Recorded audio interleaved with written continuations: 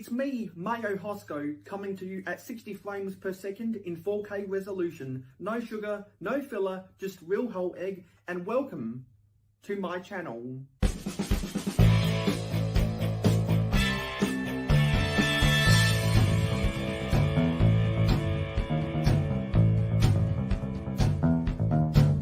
Mayohosko, it's your boy, JP. Real whole egg. Everybody say real whole egg. Real whole egg. Real whole egg. Real whole egg. There you go. Capture that, Mayo. That's for you. That's for you. Everyone on the panel say it at the same time. Okay. Oh, okay. What are we saying again? Real whole egg. Whole egg. Okay. 1, 2, 3. Real Whole egg. Close enough. Everyone make sure to send in your videos of saying real whole egg, and I'll add you to the intro. Thank you. Hello everybody, and welcome to a very special hype stream. I'm going to be on a plane in 7 days' time, going to Brickworld Chicago. And what I wanted to do is I wanted to do a hype stream going live with some other people, very special people, who are also going to Brickworld Chicago and who have been hyping the convention as well. And they will slowly make their way into the panel tonight. They have let me know about some delays they are experiencing, so they'll be here soon. If anyone is following me on Instagram, or if you've read the description, you know exactly who those people are.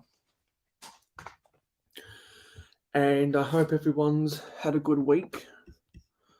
I've got to put the banner up.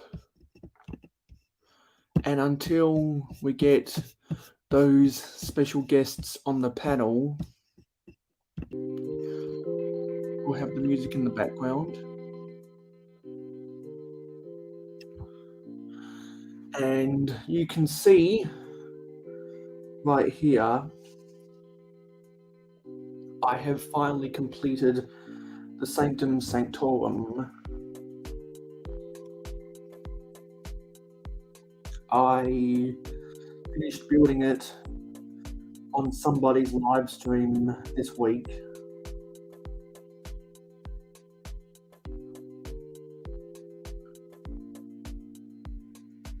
And so, we have our first special guest. It is Macro Bricks.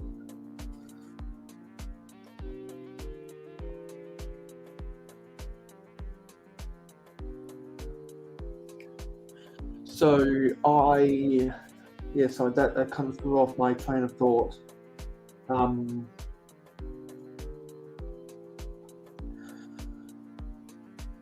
I forgot what I was talking about.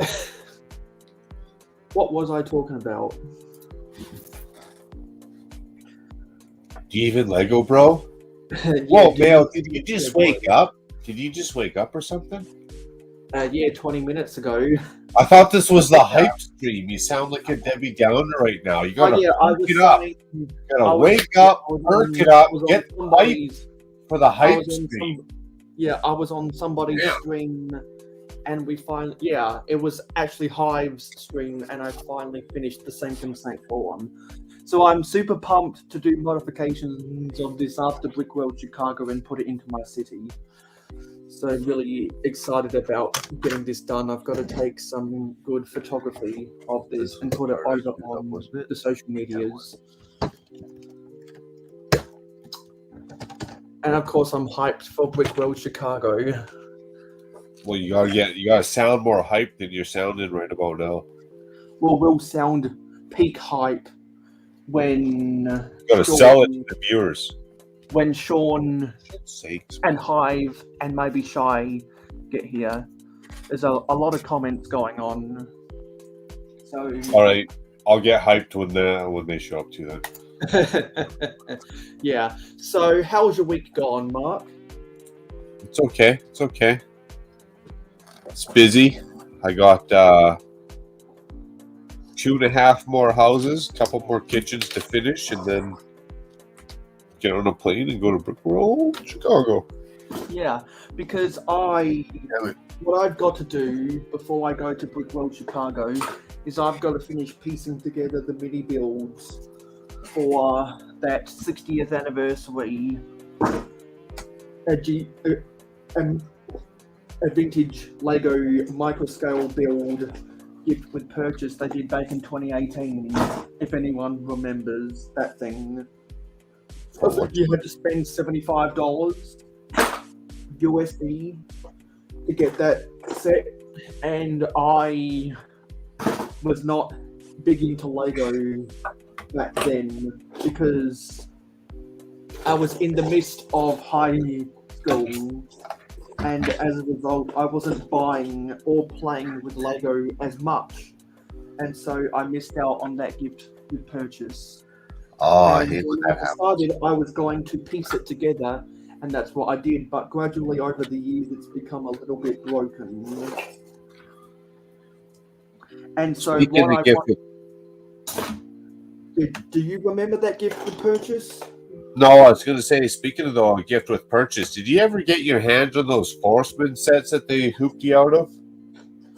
No, because if anyone remembers, the only reason some continents around the world got a rerun of that is just because they had leftovers in the warehouse. They did not have any leftovers in my local warehouses, so therefore it was never re-released. Oh. It's my favourite gift for purchasing of all time, and I was really mad about that. I was really mad. Still PPP, Scotty. Because I feel like they cheated. I feel like they cheated me. Their marketing Yeah, they did. Before. Not just you, Mayo. They cheated Australia in general. Yeah, they cheated my whole country. And if anyone's been a sucker, or an idiot and bought stuff on day one this month, you know that some countries didn't even get the day one sets. I'm a sucker. Well, you're not a sucker because you're now an influencer. I don't know who I'm influencing, but okay. Yeah, because I would take my advice. You're at the bare minimum, you're a semi-influencer, and those are the only people who can afford to buy sets at full price these days. Hey, it's not because I'm a semi-influencer, Mayo. It's because I love Lego. It didn't matter if I was YouTubing or not YouTubing. I'd be buying the same stuff I'm buying now. I was going to use a different word that started with an S, but that's okay. Yeah, so what I'm going to do is I'm going to go to YouTube, and I'm going to Shy Time is my time. It must be available because he just asked for the link. So let's get Shy Time up in here. Hey, score. Yeah, because Shy contacted me saying that he wasn't 100% with his schedule, but his schedule must have cleared up, which is fantastic. I haven't talked to Shy in a while now. But for those who aren't subscribed to the Cali Wick Click podcast, or the Shy Time is My Time channel, you wouldn't know that he's been hyping up, at least talking about Brickworld Chicago in his streams, because of course he's going to be bringing the Black Falcon Army, which is a really, really cool army. And hopefully Castle. My fingers are crossed. My fingers are crossed. Hopefully Because Castle. they saw how awesome Shy's was.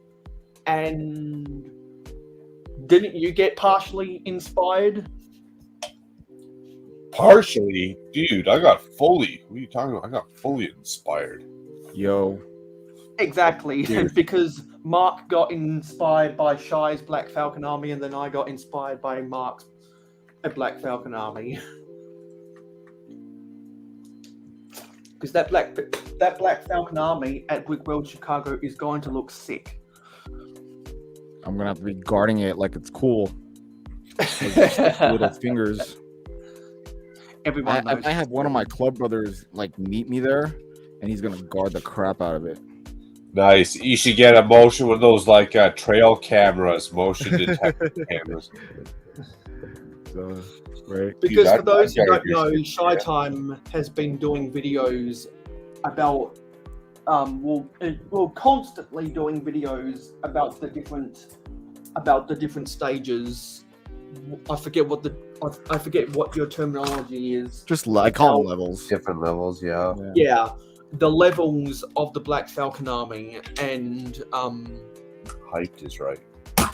and you have some. I like that you decided to do some fantasy elements, because who would have thought to attempt to put one of your levels on the backs of elephants? That's Right. such a creative idea. I just wanted elephants. So I like. Yeah, that is epic, though. That is epic. Because at that time, they just bought back the elephant for the first time in almost 20 years, because the first elephant was made for the Elephant Caravan set in the Lego Adventures Orient Expedition theme. Mm-hmm. There'd only be one thing better with those elephants, I'm not going to lie. If somehow that storyline continued and they teamed up with the Imperial Guards, got some technology, some black powder, and you mounted a cannon on one of the back of them elephants. I mean, there's nothing in the lore saying that I can't do that. Exactly. Yeah, so let's see who's in the chat. So we have Trying to Brick put Collection, Nate, Mr. Blue, Macro Bricks, Red Coat Kyle, Scott's Blocks, and El Cobra Commander. Hey guys.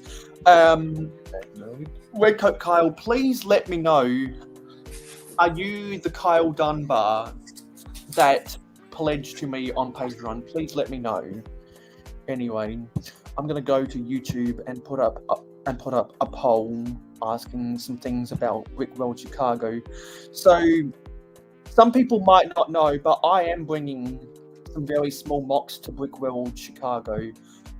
As I said, the mini builds from the 60th anniversary vintage microscale build and gift with purchase, I'm going to try to loosely piece that back together. I did start doing that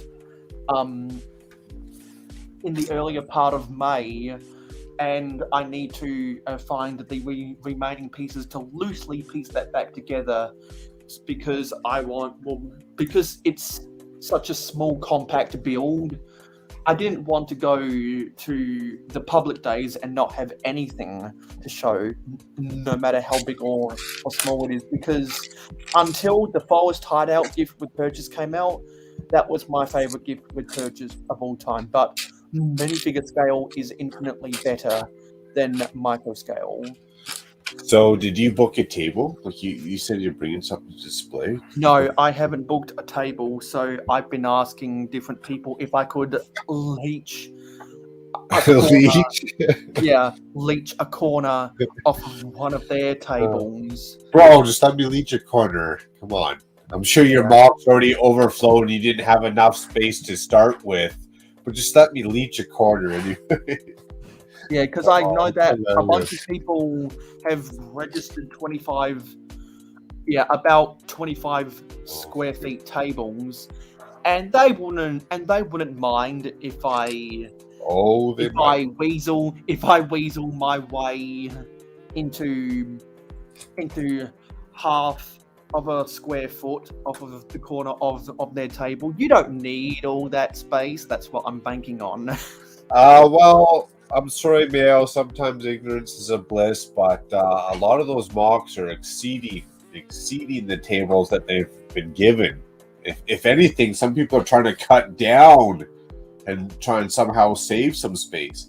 Especially this year, they said it was so busy, they're trying to get people to cut down to give more people space already. You're in an uphill battle, my friend. You're fighting an uphill battle. Yeah, that's I why love your I'm enthusiasm. trying to find the right person. But by hook or by crook, I'm going to do it. Even if I have to stand by someone popular and hold them in my hands, I'm going to do it. So, how was your? Well, hey, ask Shy. Shy's got a tape. Shy, can you cut your army down? You know, just 600. I wouldn't ask Shy to cut down. Here. I want to ask Shy to cut down his table because a 7-nation army couldn't hold me. Couldn't hold me. I think one of those people that's hitting like at the it's like really close to the top. That I'm allowed. Oh, man. Yeah, because your table is so big. No, sorry, your army is so big. That's How much I have two space do you have tables. to register for? I have two. I requested a 4x7, so 2 tables together, back to back. Yeah. Oh, to get them to spread out, like you say, get that lower so people can see it, right? Yeah. Well, no, it's not wide. It's man, deep. funny. So I have it. So I need more than 4 feet deep. So I need like 5. I need 4 feet at least, because the tables, they're like 2.5 by 7 feet. I need 4 by 7 feet. Oh wow, they're only 2.5 by 7 feet. I think they're not that big. They're like maybe 3 feet or if that. But I guess a standard foldable table. I forget I got these stupid doors on the top of my table. Yeah, no, they're not door size. They're skinny tables. They double them if you request a 4x7. So I requested a 4x7 because I need the depth. And if it allows me a little bit of space in the front, I'm gonna pull it back just so that way little hands can't reach it. Hey, figures, I hear you. Yeah, I mean, all my stuff. Go ahead. Yeah. I was just going to quickly say for the people who are going to have a lot of minifigs on their tables, it's probably best to have signs that say "Do not touch" or whatever. Yeah, I mean, all my figures are expendable, but that doesn't mean I want to lose them. You know what I mean? Oh, yeah.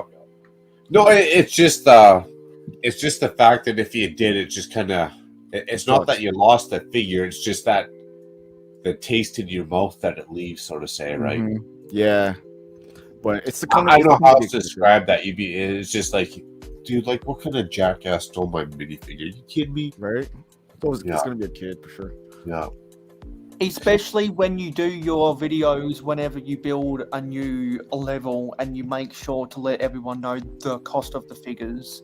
I mean, if for some reason, God forbid, knock on wood, I get taxed or something crazy happens, I'm just gonna make content out of it. And I call it out every single time.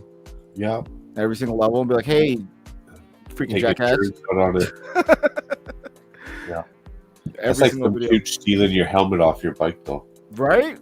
So someone, oh no, I can't say this in public. Never mind. I mean, it happens, but not often. It did happen to one of my brothers. We had the helmet is expendable, but the hardware that's inside the helmet that he uses for communication is expendable, but is not cheap to replace. So whoever taxed one of our helmets came up a lot, but it really pissed us off. Well, then he has to ride from point B back to point A without a helmet. So yeah, that too. Oh no. Well, I mean, a lot of us carry spares in our bags for putting a female in the back. Aren't you guys smart? That's a smart idea. Yeah, I had a feeling that was you. Kyle, who pledged to me on Patreon. So welcome to the club. There'll be a whole lot of benefits. You just gotta stay tuned on the Patreon app, and then you'll be able to get the full advantage of your perks. Also, we have our Claxton and Country Bricks Build craze. Hello. Shane, Hey, get the hype going. We gotta get Yeah. we're So not everyone, medieval times. everyone make sure every so often to comment the word hype with any of the party emojis, and Streamlabs will recognize your activity, and they'll keep adding more exclamation mark jars to your Streamlabs accounts. And remember, when we go to Brickworld Chicago on the night before the public day, we will be giving away another mayohosko Sig Fig and a bonus prize. So everyone, make sure to log into StreamYard so that they will let you buy your tickets to enter the giveaway. you can do that on StreamYard? I didn't know that. Yeah. So Did you say buy your tickets for the giveaway? Yeah. Yeah. So anyone that's ever watched my live streams for at least 5 minutes probably has some points. So if you aren't the biggest consumer viewer, and if you don't have as many hours under your belt, you probably don't have enough tickets. You don't have enough jars to buy at least one ticket yet. But the very simple way to at least be able to buy one ticket is just to keep on watching. And if you want to see where you are on the leaderboard, you can make sure to use the exclamation mark top. And since Mr. Blue is probably watched more than anyone else, he's been able to be a high roller with the exclamation mark gamble, and he's won a lot of stuff being a high roller. Yeah, so I've got a confession. I'm 2 episodes behind on Cali Brick Click. It's okay. Don't worry. No stress. I just thought I would confess that now that we got the Black Knight. So now that we got the Black Falcon himself on the panel. No worries. I Hey, appreciate Bale, insider tip here: loose lip, sink ship. So you gotta be telling yourself, bro. Well, I gotta give stuff for people to laugh at. Am I right? That keeps the conversation going. Yeah, that's true. Fair enough. That's funny. Yeah. So,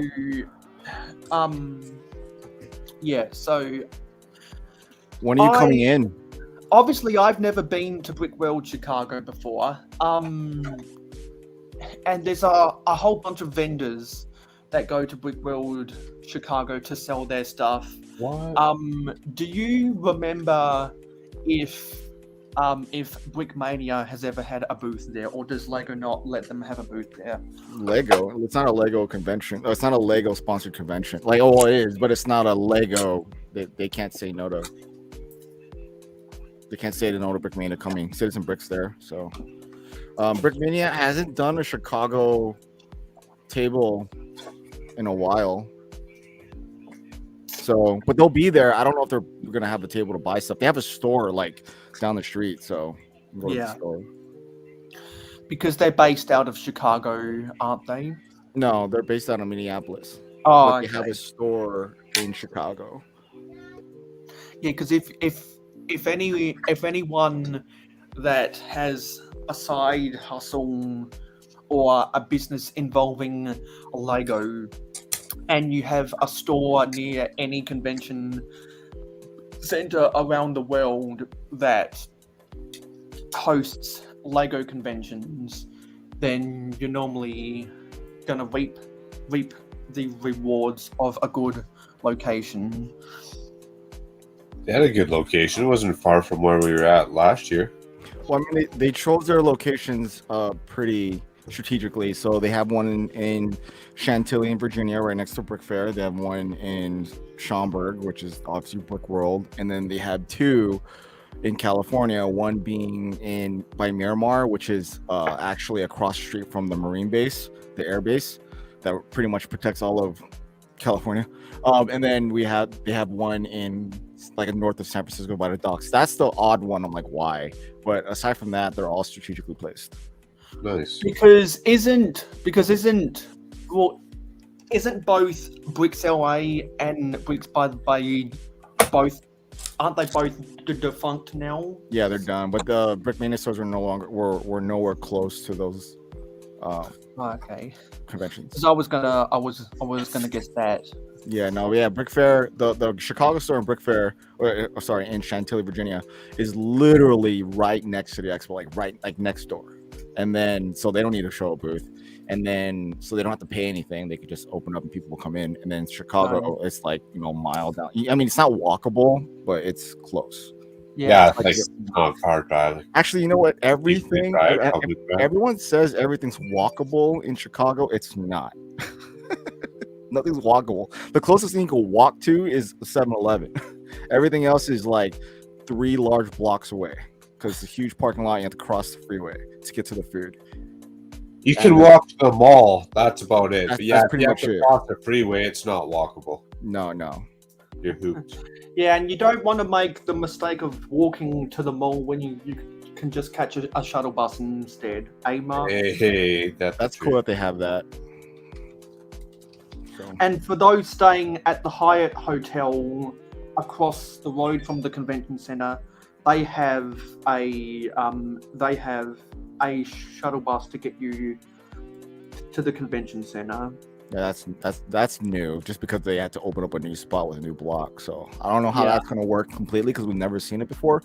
But that's new. That's pretty cool. It's gonna be a party bus that's gonna be going from party to party. Is what's gonna happen. Yeah, because what I was reading on the website, Mm-hmm. because what I was reading on the website when I was booking my tickets was that the only reason they had to reserve group rooms at the Hyatt Hotel and therefore provide a shuttle bus was because last year was so popular. They got a lot of complaints about people not being able to get on the group deal, which proves how much the convention itself is growing as the word gets out on social media. Growing and sorry. No, go ahead. I was say growing, and they allot so much of a hotel based on a projection, right? Mm-hmm. So they don't want to book out so much of it. It's like medieval times. No one wants to put up $3,000 for medieval times for 60 people to go and only 20 people show up.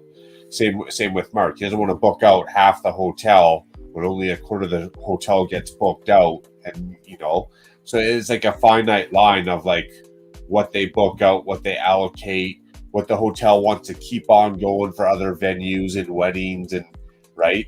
Yeah. Oh, maybe next year it's so big. Maybe next year Mark just goes, dude, we're going to book out that whole hotel. Yeah, that's what I think. Like, don't book any weddings that weekend. Like, just keep everything. Yeah, like we'll be so busy. It was proven last year. Whatever the down payment is, I don't know how that crap works. I'm not in that business. We'll just book out the whole hotel and away it goes. But this year, they're doing a projection of, and COVID was still kind of up in the air. Who knows, right? Yeah. Shima. Sorry, my bad, Shima. You can talk about it now. If we say the C word, then the YouTube demonetization gods are gonna strike down on us.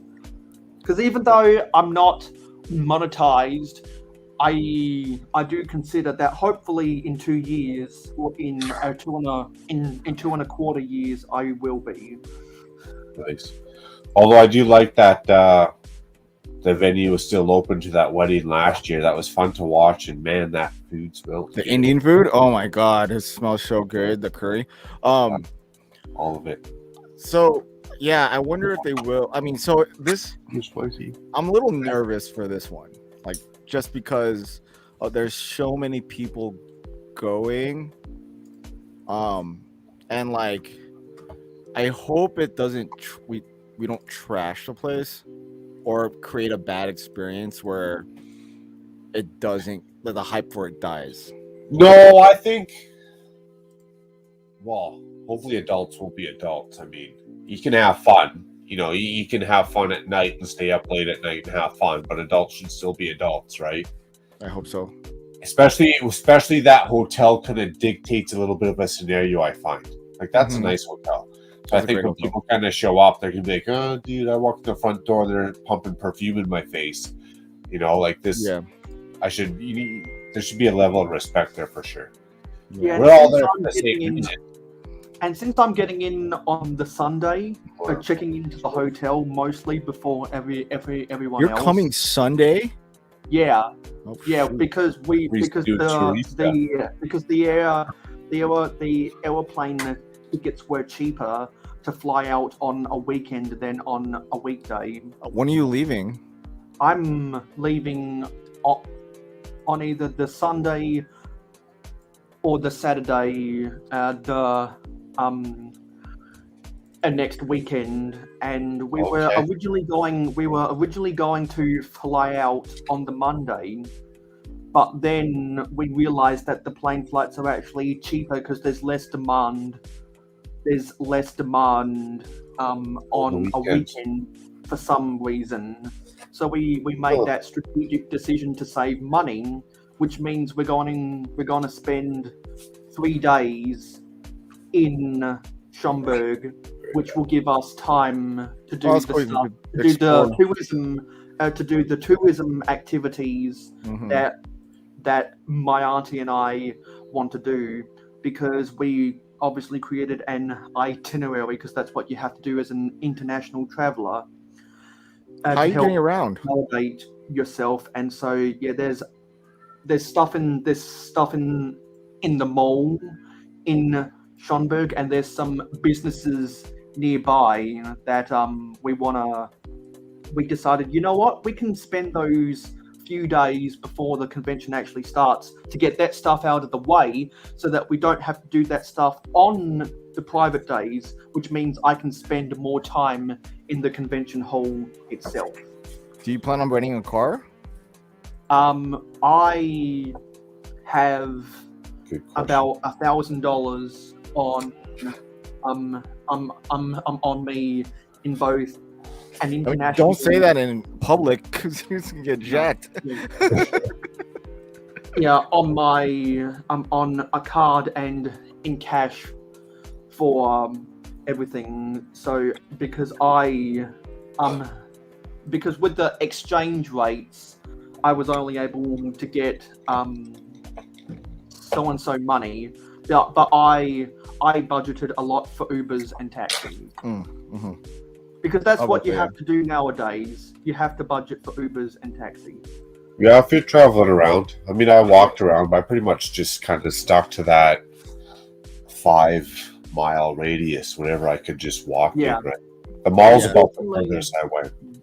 And fortunately, the tourism things that we want to go to in Schomburg, for the most part, are within walking distance. Okay, but when we go to downtown Chicago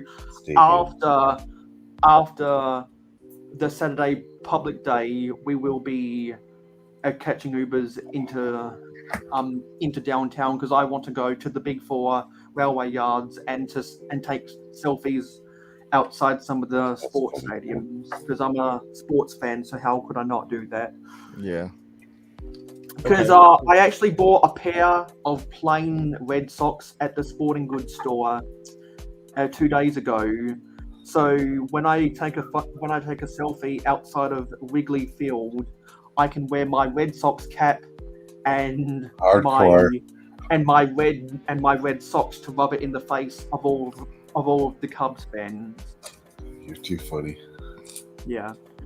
You're gonna get jumped for sure, man. Let alone talk about your cash. Yeah, don't tell you. Yeah, you don't have to. That's why nowadays in hotels they give you something called a safe. They give you something. Oh, a safe. My bad. Sorry. A safe to store stuff in. You can't just use a card. Do you have to carry around cash, especially that much? Well, the travel agents always recommend, particularly when going to the US, to carry cash on you for tips. Oh, okay. And of Yeah. That's course, like $100 though, man. yeah, Yeah, you need a grand. exactly. And like, I'm not going to make purchases under $10 on a card. That's just insane. Just get Mail's next video when he comes back from Chicago. How I got jacked in Chicago. Yeah, I mean, I'm not gonna say too much though. I walk around looking a certain way. That's kind of funny. I do half and half because if I have a problem with one or the other, let's say you lose your wallet, let's say your card went past a magnet or something, it doesn't work. My bank sometimes likes to shut it off if I don't tell them I'm traveling. They'll randomly just shut it off on me. So I like to do half and half. No, you should always carry cash when you're traveling. That's for sure. yeah. Or But travel. I will not. But unlike some other people, at least I won't have any gold chains getting stolen. Yeah. Yeah. Because I some say people so. might Right.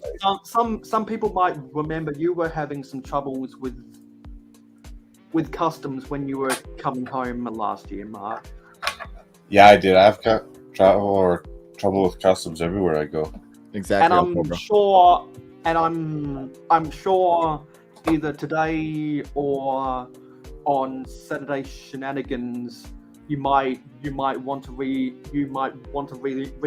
the monologue and the story about blah blah blah. How my sunken in facial features and dark hair gets me in trouble with customs. Like, what story? Yeah, we don't want to talk about facial recognition. Yeah, so I'm super hyped, and for those who are going to Brickworld Chicago, make sure to bring your Sig Figs so that we can do trades. Yes. And the reason why I've chosen these people specifically is because they've done an excellent job at hyping up the convention. And I don't think I've said this yet, but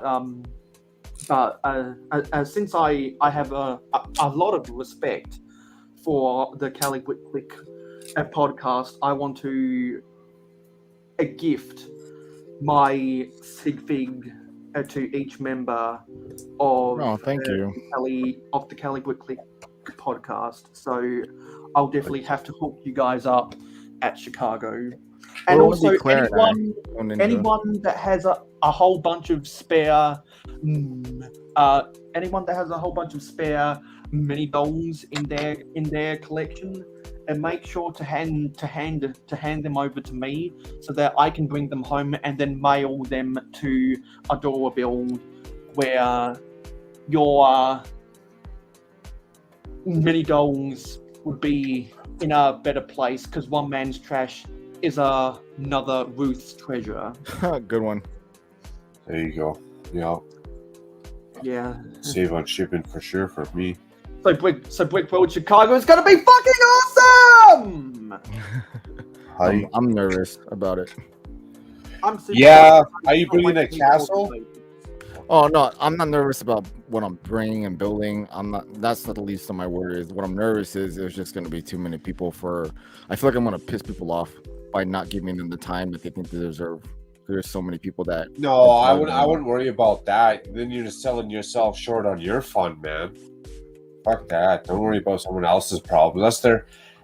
Everyone's there for kind of their own fun, their own kind of agenda. I wouldn't worry about whatever someone else's mental capacity is, right? Yep. If you see him, you say hi. If you got the time of day, you got the time of day. If you got 10 minutes, you got 10 minutes. If you don't, you don't. Whatever. Yeah. I mean, last year I struggled. Emotional on that one right there.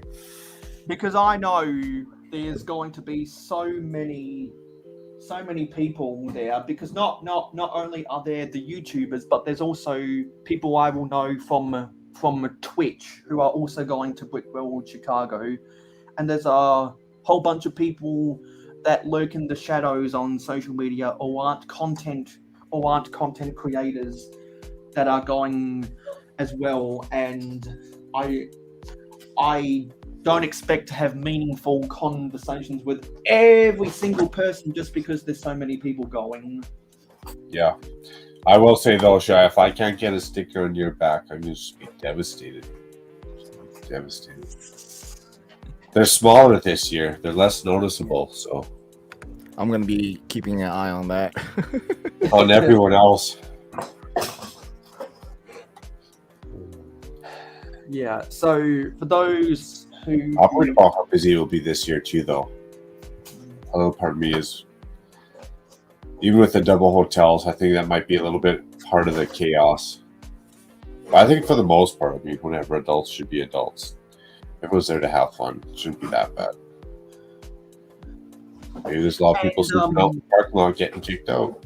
Yeah. And if anyone saw Butt Chop 2021's live stream yesterday, he joked that he's going to be wearing a disguise at the convention center, so I can't find him. I feel like that guy's gonna be easy to find. Yeah, you'll find him pretty quick. Yeah, so I commented about it. Stop it. Afterwards, and I'm guessing he's going to try and elude some people by being a Dr. Fox instead. You have to be a real big fan of Butt Chop 2021 to know what a Dr. Fox is. So,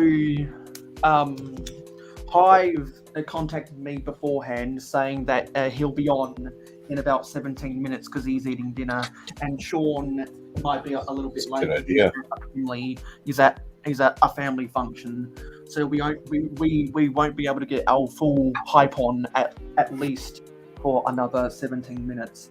But there's plenty of stuff we can talk about in the meanwhile, and I am planning to do a lot of filming of all of the different exhibits at Brickworld Chicago, because whenever I go to conventions, whether it's Lego or whether it's model trains, I always make sure to do a lot of filming of the exhibits because I like to document that kind of stuff, and I can make really awesome videos about it.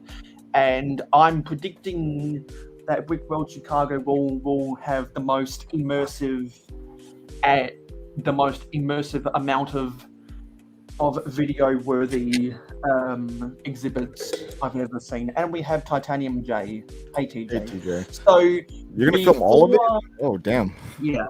So have fun, Neil. Bring some batteries. Yeah. Yeah. Well, that's why I'm taking both of my I'm going to be taking both of my cameras, one for photography and one for filming, and also as a backup if I run out of storage space, because I'm predicting to film a lot of stuff. And Titanium J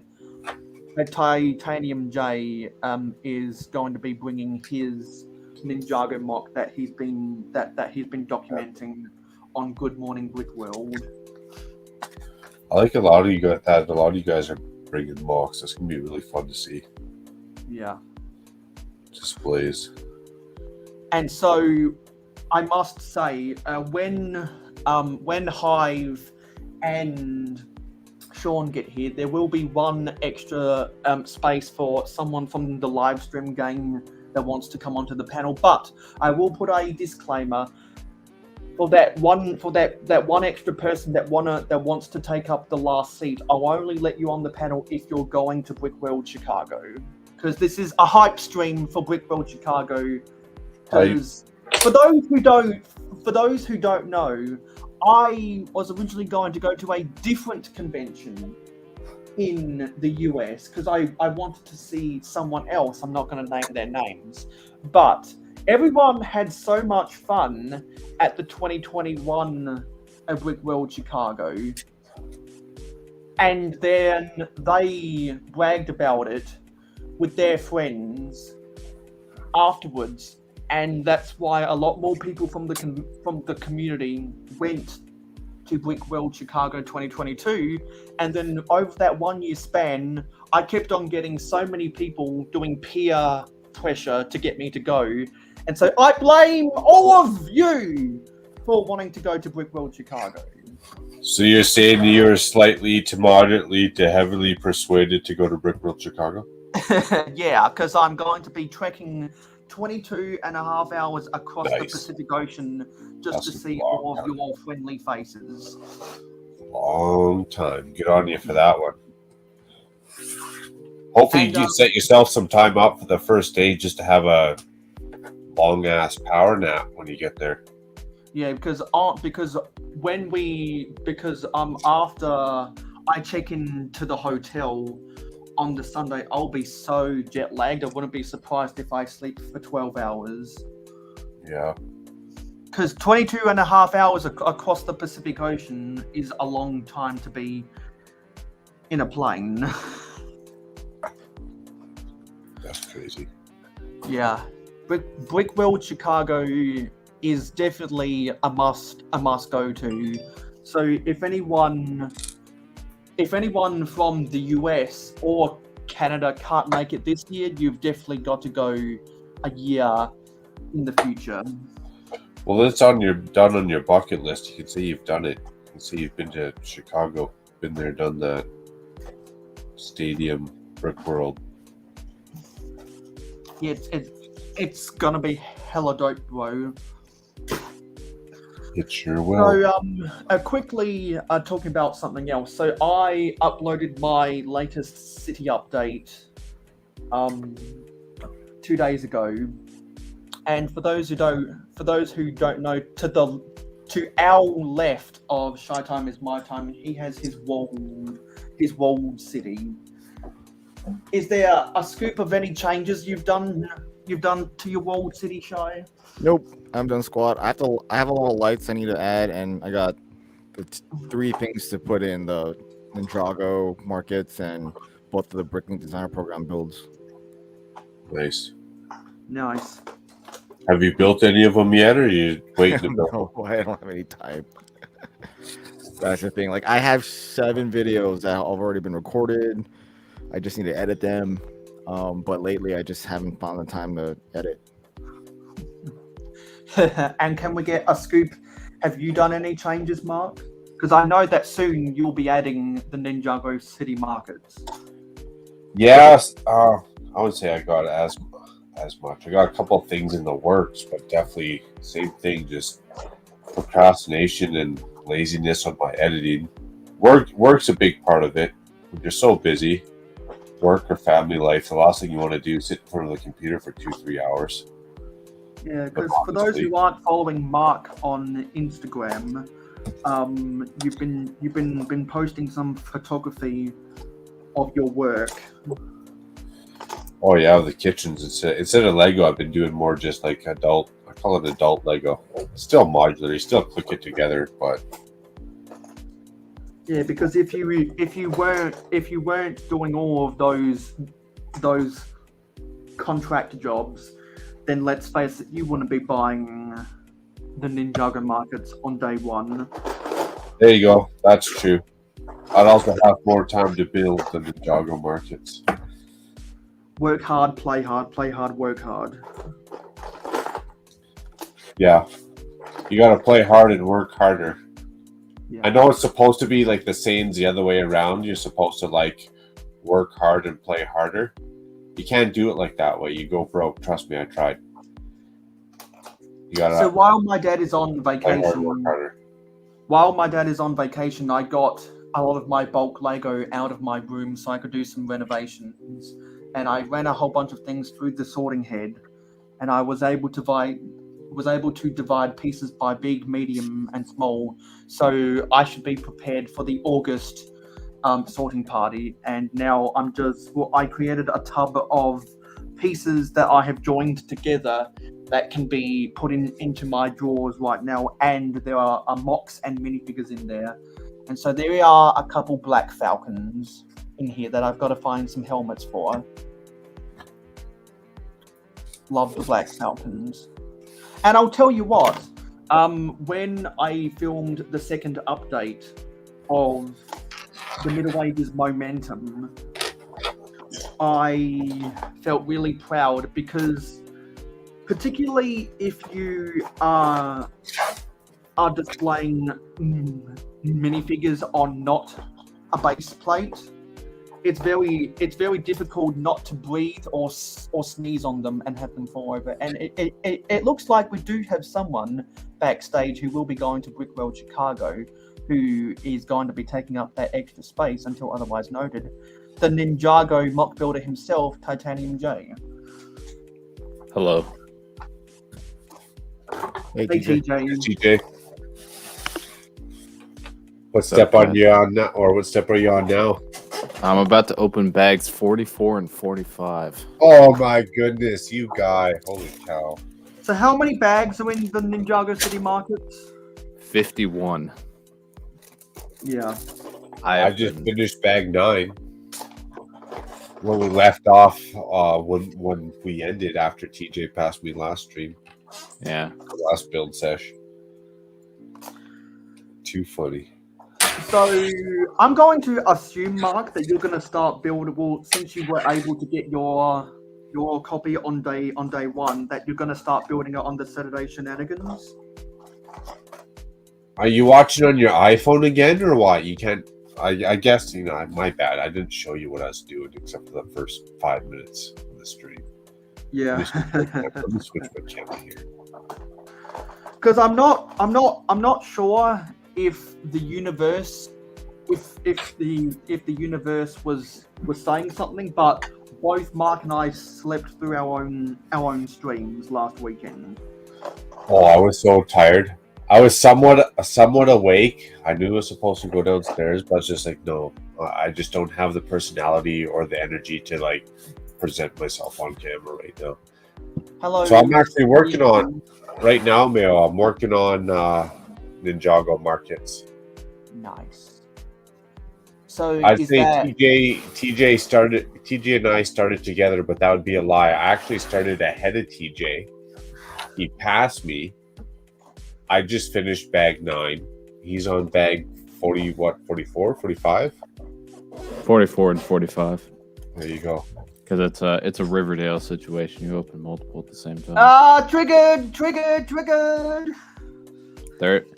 The reason I say Riverdale is because if you go on Lego.com and search Riverdale, the Rivendell set will pop up. Awesome. And if anyone watched London Calling earlier I love today, Harry Potter. you would know that TJ said it there. I did. CB Studios. Nice. Yeah, hello CNB Studios. Dareth. So The I've brown almost ninja. filled another Pringles can of minifigures from here. What I've quickly found out is that these Pringles cans are really good for storing the minifigures. After you rinse them out, they are, yeah. Yeah. Well, now that I was able to put all of my snot elements into the new storage drawers I bought, they were able to get out of that crappy brown box. So now I'll be able to throw that brown box in the recycling bin. And once I get my parents to buy me more of those black drawers, then I'll be able to put all of the minifigures that I've got remaining into there, because that's how I prefer to store my minifigures, because they're easier to find and they get scratched less that way. Then I'll hopefully be able to move them all out of my Pringles can so they don't get as scratched. So I haven't asked the question to two people. How's your week gone, Shy, and how's your week gone, TJ? It's been pretty busy work-wise. I'm just trying to get ahead just because of Chicago. So I have a lot of things to do during the week that I'll be gone. So I've been that's which is also lagging on the video content, as well as like we have to double record Cali Bricklick this week. So I got a lot of editing to do just for that channel. No sleep for you this week, yeah. Yeah. So been busy. And what about you, TJ? Week's been good. It got very busy on the tail end because I went out and I got this set, and then I've been building it pretty much ever since. I've either been building it or I've been watching the new Ninjago season. Yeah, so are you watching that on YouTube? Because some people were telling me that it's not available on digital anymore, at least the new seasons aren't. Well, it should be on Netflix, but it'll vary by country when it shows up on Netflix. Like for the US, it showed up on the 1st. I think for the UK, it's the 5th. But it doesn't matter regardless because it's a good thing I don't keep track of all of that stuff. Yeah. But a bunch of people uploaded it to their YouTube channel, so it didn't matter. Yeah, as everyone does, because they can avoid the copyright somehow. Yeah. I will also say I got some Bricklink orders in this week, and I now have 15 total Sig Figs to trade/give away at Chicago. Nice. And Mayo, I have. Yeah, you will be one of them. Yeah, because what I've got to do. In trade last year, did we, TJ? What I've got to do. Did I get you a Sig Fig last year, Macro? I think I did. I remember coming back home with mapping the miles and going through my bag. I don't know if I had you though. You show me your Sig Fig when we get there. I'll tell you real quick. I'm a visual person. What I've got to do this week is I've got to study Marcus Sleep quizzes a video style when he says, I built 100 of this set in 24 hours because I've got 100 Sig Figs that I've got to build before I take them to Chicago. And I've never been able to build them on the plane. I've never been able to accumulate enough one type of Lego to mimic a half-asleep quiz video. So that'll be exciting. I've got to study his format because he has one of the best formats going around. I'm quickly going to go get something. I'll ask you when you get back. Shy, now you're going to go to that medieval times?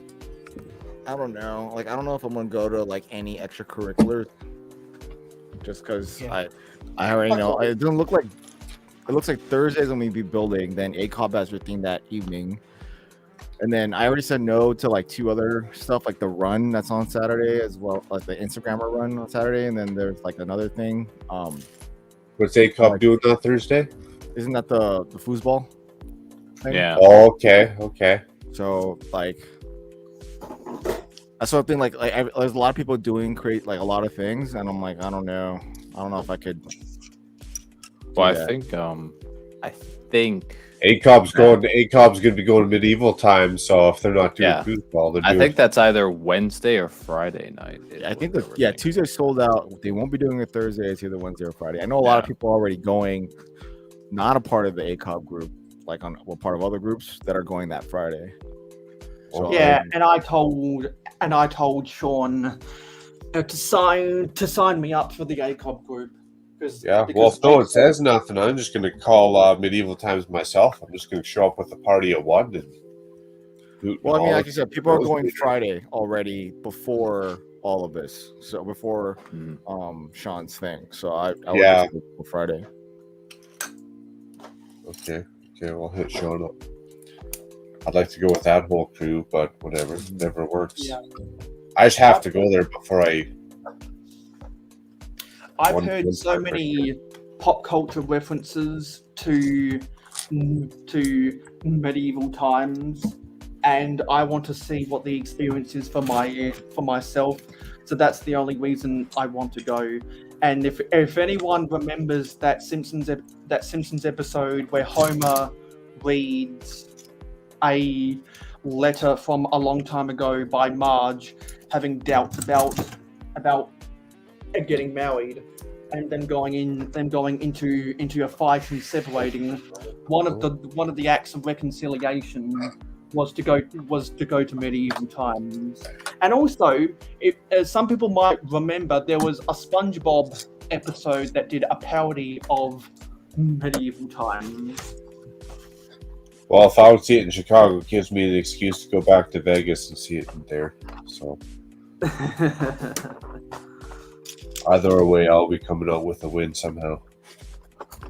And you can come out with a win too if you have enough exclamation mark jars. You can potentially become a high rolling gambler like Nate, Mr. Blue. Well, I would, but then I got to open up another tab because I get penalized for being on the panel versus watching the stream. You know what I mean? Yeah, but people who are on the panel get other special treatment. Like what? Secret stuff. Okay, well, I'm dying to know that secret. So once you find out, please tell me. I need to refill my bottles and crap, and I've got to recharge my Mac. So we know about a whole bunch of that stuff because we've been talking about it for the last 2 months of all of our different streams. But what some people don't know is that Good Morning Brickworld's going to try and do at least half of their show from the convention center itself, which is going to be interesting. That'd be super fun. Yeah, we're gonna try it. See if it works. Yeah, because we won't be on the floor the entire time if we do end up doing a live. Because, you know, if I'm smart. Because once the public gets in, it'll be too loud. Yeah, on Sunday morning, you almost start a little earlier. Do like a little breakfast sesh. Good morning, Brickworld. Well, the time we start would cover the first half would be just fine because no public, but then the second half would be when the public gets there. Yeah, it might be all right too, though. Then you get to watch the public flow in, maybe ask a couple of questions about what they think about it after they've seen the first lap or something. Yeah, that'd be pretty cool. Yeah, looks like the hive is done with dinner, so I'll go and get him the link. Come on. And when the hive gets on here, we can all trigger him by calling him a hoarder. Aren't we all hoarders? Yeah, are we? I know I am. I still got half my damn Lego boxes. I feel like a hoarder, but once I get all of my pieces sorted, I won't be a hoarder because it'll be more neatly packed. Because if anyone ever wants to see a bunch of us getting animated about that stuff, definitely go back and watch the last Hive film. That was a wild ride, very entertaining. Myself, Mark, and Sean were there, and that was really that just reminded me of the debates that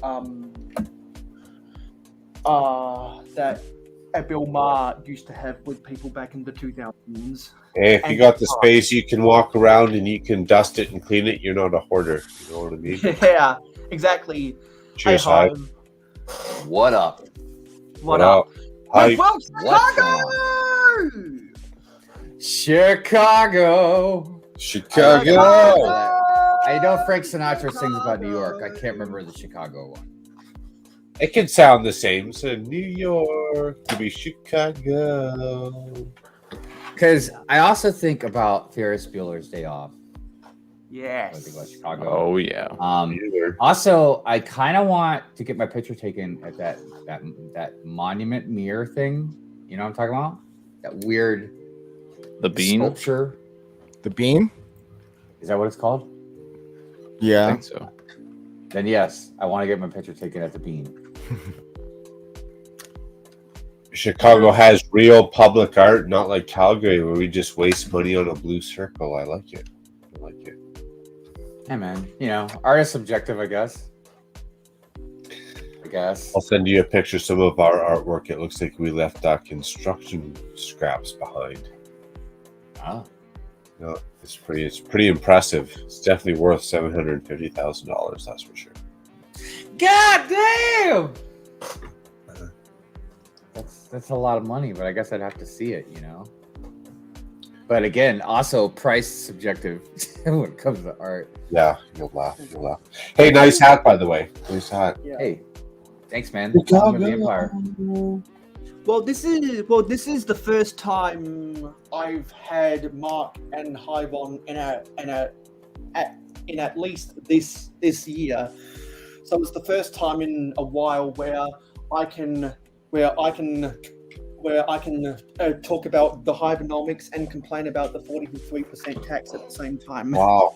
This year, that's been like what, 5.5, 6 months. I know Hive's always trying to dodge me for some reason. That guy likes me. Well, what's funny? What's funny is I was watching Brent's vlog today, and I was watching this part where Brixie gives him his $2, and it occurred to me it's not really $2 though, unless he paid him $2. I don't know, but I was like, but if you paid him Canadian money, it's a little bit more. I think that's not even the subpar issue. The issue is, what about the interest that occurred over the whole year and a half of the situation? Look at That's you, what I man. was You thinking even about. going, I was like, what you're about even the going interest? for the interest. That's funny, man. By the way, hello to everybody in the chat. Cheers, you're all doing well and staying safe. And Mark, I'm not sure if you watch Jane Brix's reviews, but he has started putting the Canadian prices when he discusses the price now. Nice. And he's actually been saying that with the conversion rate between the US and Canadian dollars right now, a lot of the Lego sets that are coming out are actually about $5 cheaper with the exchange rate. Really? Yeah, depends on the time of the month, I guess. Soon, we're hoping the next year and a half will be on par. Then it might be cheaper. But you know what? We're always lagging. We're like the little brother. We're like the annoying little brother here. Yeah. And one of the big reasons why I wanted Hive to come on and get hyped with us is because Hive has gone on the record thinking that he's going to go broke at the convention. We'll see, man. I don't know. Now, to say that I'm not doing better about stuff is, I mean, I definitely am, but I don't know, man. It's a really complex discussion because there's so many variables, whether it's the person, whether with the person's mindset, if there's a person having an addictive personality, does a person make so much money, it's not really affecting money or finances, you know what I mean? Like your life, there's just so many, right? There's so many different ways to look at it. I just, me, usually like I'm just talking out of my ass with some type of truth sprinkled in there, you know what I mean? But I'm always trying to, whether it's good or bad, and whether it's passionate or not, I always like to get good discussions going, whether they're lighthearted or, like I said, good debates and whatever. But I don't know, man. I like talking about shit. I like what other people do on the mayohosko channel. We talk about. Did any of you guys define it through actual psychiatry and psychology? What the definition of hoarding is? I think I looked up the, what is. Like I looked up. What is the classified psychological disorder for hoarding? I looked up the definition on like the Webster's, Merriam-Webster's dictionary. No, I'm talking about from medical issues. Well, I don't because even want to there's know, different- Shy. I don't even want to know because if I find out I'm hoarding empty beer cans, you know I'm gonna lose my mind. All right, so I'm out. Yeah, but dude, you should recycle those. You get money. I do. But I don't. No, I don't know what that markets. definition is, Shy. But I do know, like, it's very complicated. There's different levels of it and stuff. But what is that definition? Yeah, I was gonna say, Very please crazy. do. He's No, looking it's- at it. He's The looking actual at it. thing. So, for it to be a disorder, it has to cause harm in any way towards yourself or your family or friends. That's what any disorder is, right? So, but you guys touched on all of it. I remember listening back, but according to diagnosing a disorder, hold on, let me get the definition. Causes harm to my wallet. Causes harm Okay, to my so- health. See, look, and Here, it's I'm also. According to the American Psychiatric Association in 2013, one of them is persistent difficulty discarding or parting with possessions regardless of their actual That's value. Yeah, That's what damn I right read. I do. Yeah. That's why I difficult- thought of Lego.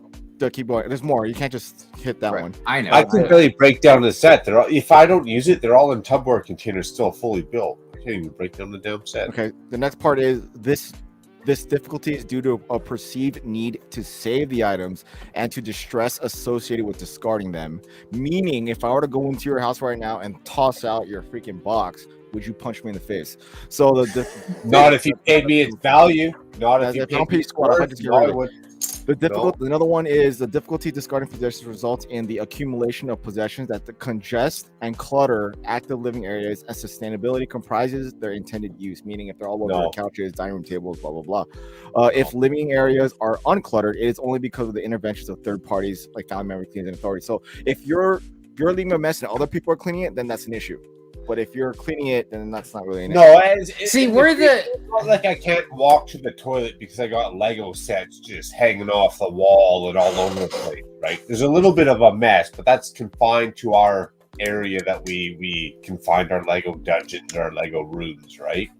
So It's not like TV. That's for sure. No. But so this is what would actually classify it as a problem. Because although we all do these things, it's not a problem until the hoarding causes major distress or problems in social, work, or other important areas of function, including maintaining a safe environment for yourself or others. So when you assess this, you have to this is what you have to ask yourself: do you have trouble parting with possessions such as discarding, recycling, selfing, or in any way, or giving away in any way? Because of the clutter or number of possessions, how difficult is it used in the rooms? Like how much of the space does it take up, and how hard is it to use that area? To what extent does your hoarding, saving, acquisition, and or clutter affect your daily functioning? How much of the symptoms interfere with school, work, or your social or family life? That's the big key right there. If it's affecting other things like that, how much distress do your symptoms cause you if you were to get rid of things? So those are. No, it's probably saving my life, if anything. And quite frankly, my Lego's so clean, I'd eat pancakes, flapjacks, maple syrup off any of my Lego sets. It's not like they're all full of dingy, dusty, and dirty. I'm not tripping over them at night, walking to the bathroom. You know, it's not like my dog's choking on my Lego sets. He can't find his way around. That's totally totally. I'm always tripping over Lego because I don't have it sorted properly. But Yeah, is you it got- all over your actual house, or is it Always. just your room? That's the thing. Is it your room only, or is it your entire house of other people No. living in that same house? That's It's the thing. only So that's so okay. Look. We all know, like we've seen shows or whatever, or even possibly known people that obviously do excessive hoarding. Yeah, shows. Like where you're saving like wrappers and just you're not discarding anything. Okay, so we know there's that extreme. Shit, you don't even Now. use that Now, what I'm curious about, now. and there's probably not even going to be an answer because again, there's so many different variables until you reach a certain excessive point, like what we kind of talked about. But where does it become collecting, and then to the point where you're hoarding? Because you can collect, but what is it when do you stop? Because eventually you're gonna run out of space. Honestly, Unless we're you all sell collectors. or whatever. We're all collectors. We probably go a little bit far into our own scenarios. I've yet to see a Lego hoarder. I've yet to see someone take it to. I think Duck Bricks might be the closest thing because man, that room is full. But I've never seen like a full hoarder Lego styles. Just Lego. So Yeah, you know, I mean, as you guys were having that discussion, I also actually looked up the differences between it, and I was reading a bunch of articles and papers between the both, and it just comes down to what I just said earlier: is that if difficulty of letting it go, selling, or giving away, that's like a main portion of it. But the difference between hoarding and collecting is being able to organize and access what you need, or can you get to it, and are you willing to display all that kind of stuff? Because hoarding, it just becomes a hoard mess, and you just can't touch any of it. Like, you don't want to move it because you have it on top of this. Like, you don't even know what you have. Let's all right, well, let's dissect it a little bit. Okay, let's just take me for example. All right, I have multiple boxes in this Lego room that just have like random hundreds, thousands of pieces. You know what I mean? Nothing is organized. So am I at the point now where I'm hoarding Lego? But if I had them all organized, it would be more of a collecting, not just collecting. No, you're not hoarding it because you have a purpose. It's very simple. You have a purpose. But if I never do anything with it and they just sit here. Yeah, but it's not like it's like. But it's not impeding your wife's going up life in value, or it's not impeding your functionality in that room. It's an organized chaos with the intention of doing something with it. So then what is it? Okay, all right. I get what you're saying, but like I said, what if they just sit in the boxes for years? I never do anything with them. I'm not gonna plan on selling them. You know what I mean? They're just sitting there, and I won't get rid of them because I think you're not tripping over it. All right, now listen, hold on, Metro. God damn it, man. Let me finish talking, dude. So, all right. God damn it, it made me lose my train of thought. So, all right, look, if I've got that much stuff, you know what I mean, and I never do anything with it, and if it's not hoarding because it's not impeding my life changes or whatever, then what is it? So then you would ask yourself these questions that I just asked. Can you get rid of it? Oh, of course, you can get rid of anything. No, I'm asking you right now. Can you? Yeah, but can and will are two different things. So you're asking no. Can? But it can and will are two different things. Yes, but do you have the ability to let it go or do something with it? I don't know. Just think about it. Like, oh yeah, I could. Put I know, but I really don't know. Year. No. Hypothetically, you have to ask yourself that question. Can you? Do you? If you had to, if your wife came down right now and said, "Move your freaking boxes," and you say yes, then yeah, you're not a hoarder. If you say no, I need to be there, don't touch it, you might have an issue. Oh, wait. Let me make sure I understood what you just said. Where she would move it? No. Is that what you said? She told you to go downstairs and move all those boxes and organize it so it looks neat because we have people coming over, would you have a problem with that? Oh, yeah, I would. Okay, so why? Because it's my shit. I'll do what I want. Fine. What if she said move it because I need to get something back there?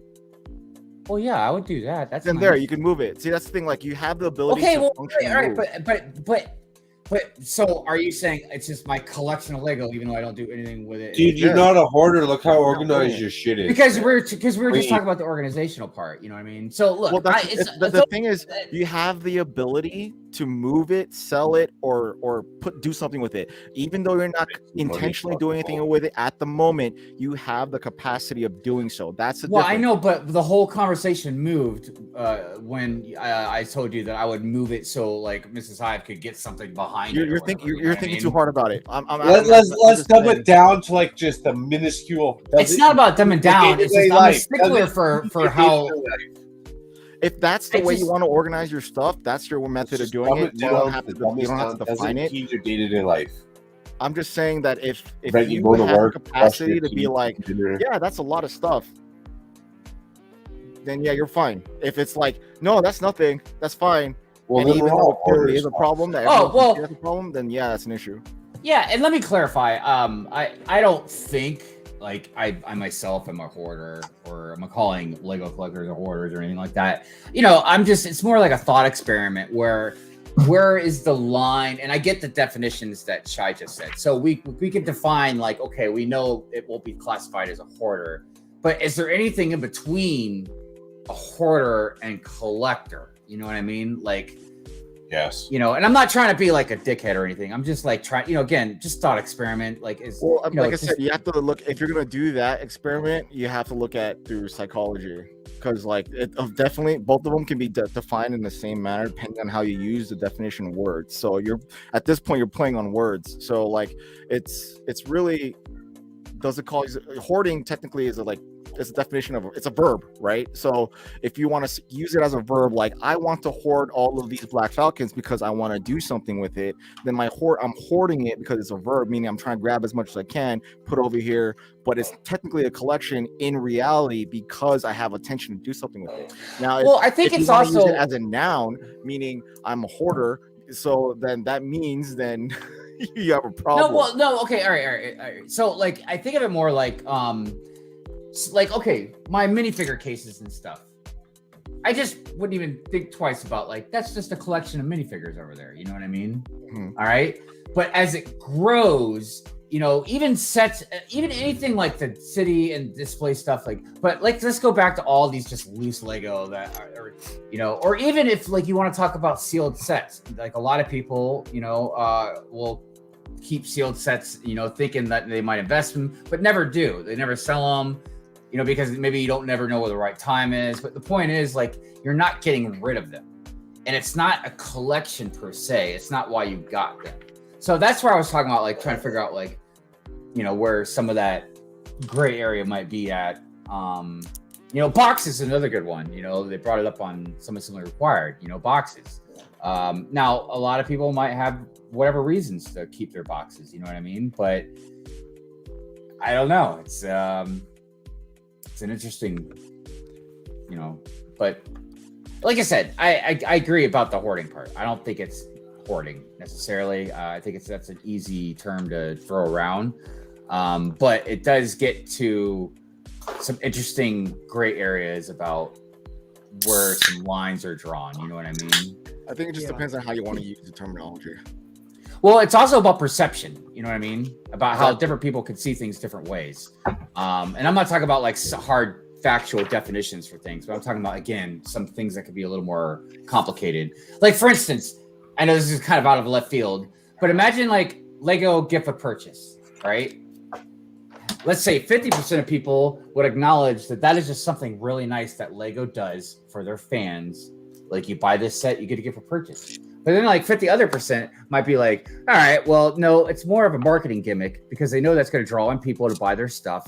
And it costs them in the short term, but in the long term, they gain much, much, much more out of it, you know? So, but it's obviously probably both, you know, like a mixture of things, like most things are. But, you know, like I said, I always try and, you know, I always look for these very exact definitions for things, and sometimes I can't find them, and it really, you know, messes with my head, you know? Yeah, I think the way I convinced myself that I'm not a hoarder is I try to make time out of my life at least once a month to do sorting. Yeah, no, we can all say like we each have like maybe, and I'm just generalizing, that we each might have different Lego issues that we personally deal with, whether it might be the collection part or the completionist part or whatever the case may be. But you know what's more important than anything that I really want to acknowledge is just the dialogue and the conversation, and like Shy looking up those facts right there, you know, those definitions, and helping me narrate my perception on stuff. You know what I mean? Like, does it answer every single one of my questions? No, but at least it totally removes this out of the equation, and that helps a ton. You know what I mean? Mm-hmm. Yeah, why were you questioning yourself to be a hoarder, or what? No. Well, the whole thing started with because I'm in a weird place, man. You guys are gonna hate my next video. Oh, well, let me tell you, you're short about your wife. Do you like it? I knew you would love that, dude. And I showed it to Mrs. Hive, and she laughed so hard. She's like, "Yeah." She's like, "That's probably what I would tell you." Dude, my wife was so pissed. Like, not the I fact saw that the look on her face, but no, not the fact that I just bought the set, but because that was a real reaction. Like, I went in the house, I put on the phone on the stand. She didn't notice I did that. I came in, closed the door, dropped it in front of her, and she was like, and you didn't hear it, but she said, "Are you serious?" Return it. I cut that part out and you couldn't hear it. But like, she was more mad that I recorded her the way she was looking. Wait, what's that? She had look, and it's not like a bad thing or like, oh, she looked blah, blah, blah. But yeah, dude. That's why I was telling you, you know, about how like obviously they're different, but they're very similar because, dude, I've seen that look. And I know that look. Everyone with a spouse has seen that look. That's the reason why it resonates so well. What set was it? Just to fill me in there. It was the Pac-Man set. Okay. And also, I know a lot of people who have issues with not the fact that they don't have the time to store their stuff, but they don't have the space.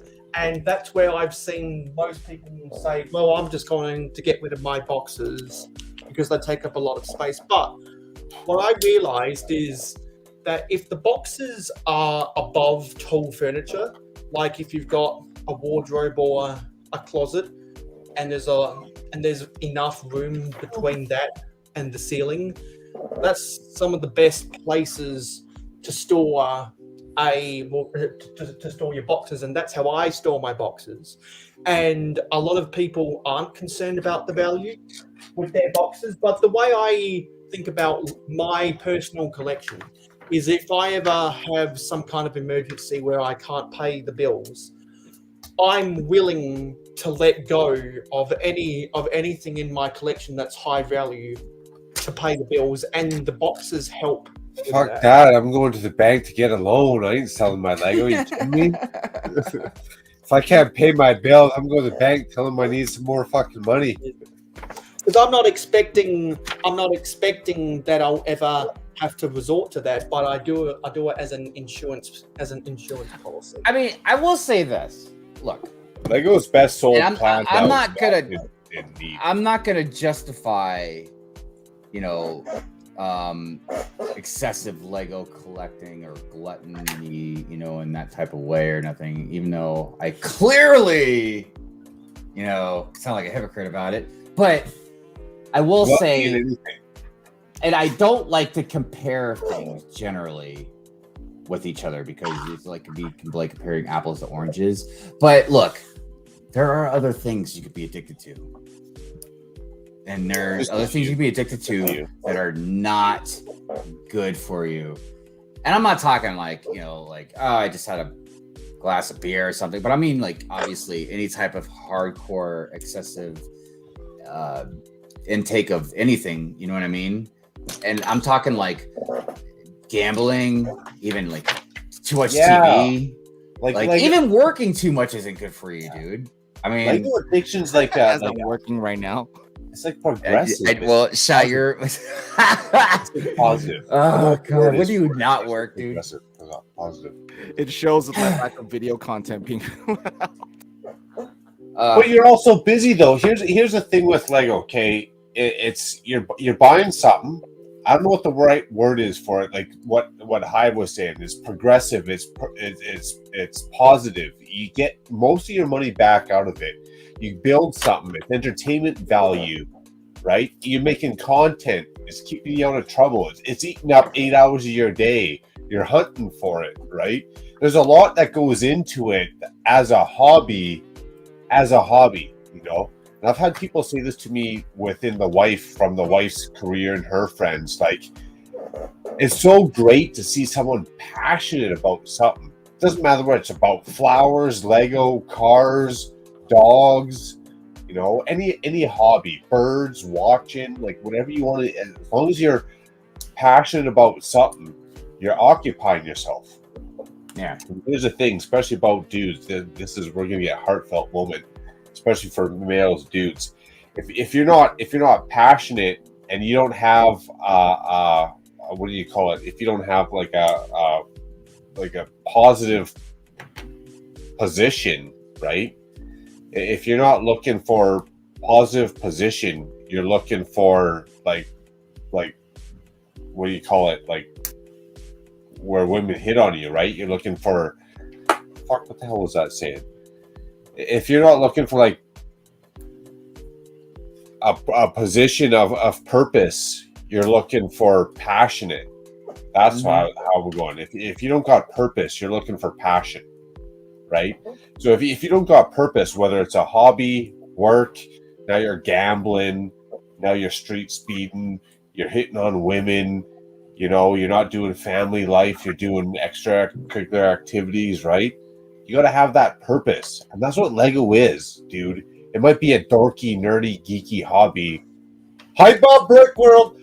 But you got a purpose. You got a passion.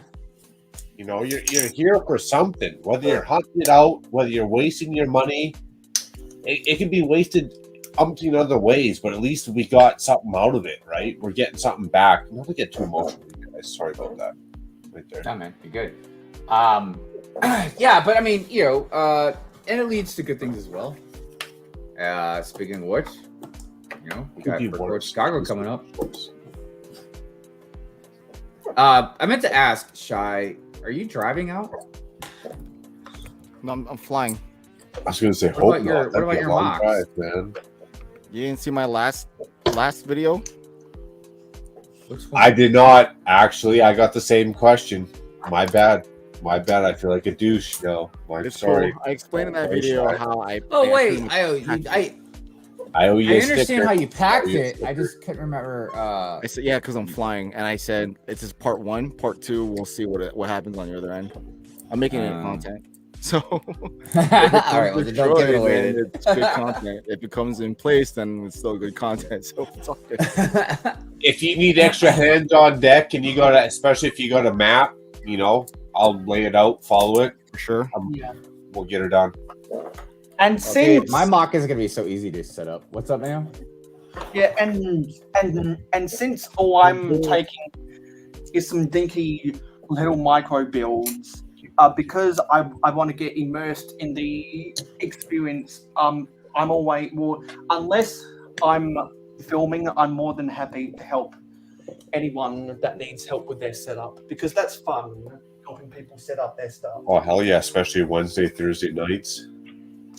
Yeah, and particularly when there's no good conversation going on between people and people are like laser focused on getting their mocks already. Oh man, it's going to be so many people there. There's going to be a lot of conversation. A little bit stale. I'll keep you busy. If you find you got a stale moment, Mayo, you know what?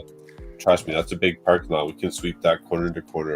Keep you busy. Mayo, I think I misunderstood your time frame that you're going to be there. Like a week before. A week before. Like a week before and the Saturday of. What are you gonna do in the meantime, man? Like just go hang around Chicago? Yeah, because my auntie and I want to go to some locations in Schönberg, and we want to get all of that stuff out of the way before the private days. So instead of doing stuff in Schönberg on the private days, do that beforehand so I can spend more time in the convention hall on the private days. So I can't remember if it works out like Brick Fair or not, where you have to buy, your badge and all that stuff to be in the private days. Yeah, you do. You're supposed to at least. Yeah, it cost It cost $85 to do all of that. Oh, look at that! Yeah, nice Laffy's got going on there. Yeah, Dareth's Karaoke Club. Nice. We'll put that on glass the windows. Excellent stuff. Put that on the full screen. Brickworld Chicago. I can't wait. Yeah, this is really nicely designed. Yeah, and then nice on the back here, there's a printed J Nano figure, and there was a printed Cole Nano figure earlier in the set. It's a D sticker placement, a little crooked though. I like how you're hiding it there. Yeah, it was a little bit crooked, but not too bad. Sorry, I gotta be that guy. All good, good, Sean. We'll make an arrangement. Oh, that's a great We'll make an arrangement in Chicago. Hey, super nice. Very nice. Chicago. Super cool. I don't know what I'm gonna use them for, but maybe a micro Ninjago. Sean, the right way in the house. Look, man, I'm representing. Hey, Cobb. Sean, do you even Lego, bro? Yeah. Sean told me he was stuck at an event, so he's still there. Hive, if you don't mind me asking, you can DM me if you do. What size T-shirt do you take? Oh, 2XL, baby. 2XL. Yeah. Damn, I feel so skinny now. Damn. Yeah. Everyone's a 2XL. Because when Be people safe and XL all day long. when people ask me the question what I will be buying in Chicago, and now I can say two things. One is I'll be after some printed sign elements from Eclipse Graphics, and the second one is that do you even Lego Bro T-shirt? Mayo, I feel like we get. I hope you take the same size I am. Maybe the sleeves might be a little bit shorter, but it still fit you. Because I'm a large. If you're a large, we got you. I got lots of large. Yeah, I'm a large for sure. Stupid me ordered 1 2XL, which has to go to Sidious. I mean, that's the guy who made the logo, right? But I ordered a whole bunch of extra XL. So I'm hoping. I'm a medium. I'm real skinny. I used to be large pants, but now I'm a medium pants. I didn't have enough shorts to go over to Brickworld Chicago, so I had to buy some 2 days ago. Wait, you live in Australia? You didn't have enough shorts to go to Chicago? Yeah, because I only own 5 pairs of shorts, and I wanted more because I don't want to have to wear all of my shorts. No, but you missed my first comment, Mail. You live in Australia and you didn't have enough shorts to go to Chicago? The windiest city? What? Yeah, but it's gonna be summer. Yeah, well, I'm pretty sure Australia gets summer too. I mean, yeah, but I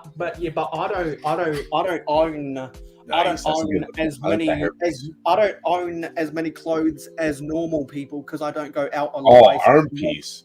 I spend most of my days inside playing with Lego, talking about how awesome Brickworld Chicago is going to be. That's right. I got a sweater for you, man. I got a sweater for you, so it's okay. This hairpiece is inaccurate. And you said you were also going to try and replace the shirt that got washed out. I got a white T-shirt for you. Well, let's tune into TJ's heater of this cool fig, only exclusive. Well, not exclusive because it's also in BAM now, but it's the hairpiece. But the hairpiece is inaccurate. See, Star Wars fans, we can complain too. Yeah, that's right. It's not true to this show. It's not true to the story. Yeah, she should have more of a ponytail with some cat ears on it. But a little bit more she the doesn't. back, sides, and that's unfortunate. It's unfortunate for sure. Lego did us dirty. The Star Wars fans are very good at the complaining. Yeah. You know, I gotta tell you, man, it's not. You can't just disregard that. It takes skill, dude. Some of the Star Wars complaints are warranted, but not all. Like, I've heard a lot of criticism about the new Yavin 4 set. People don't like that it's a play scale. People wish it was. Well, it's criticized because it sucks. Yeah, what takes skill? I want to hear this one out. I don't want to interrupt. I got yelled at last time. Oh no, it's all good, man. I wasn't gonna complain about it. I was just stating. Because you're probably saving that for a Hive rant another time. Man, Mayo, I'm like Captain America, dude, when it comes to rants. I could do this all day, man. Trust me. I'm like, I don't want to bore everybody, dude, with my ranty, salty complaints. I hear you. I always got a disposition. Whether someone wants to hear it or not, it's a different story.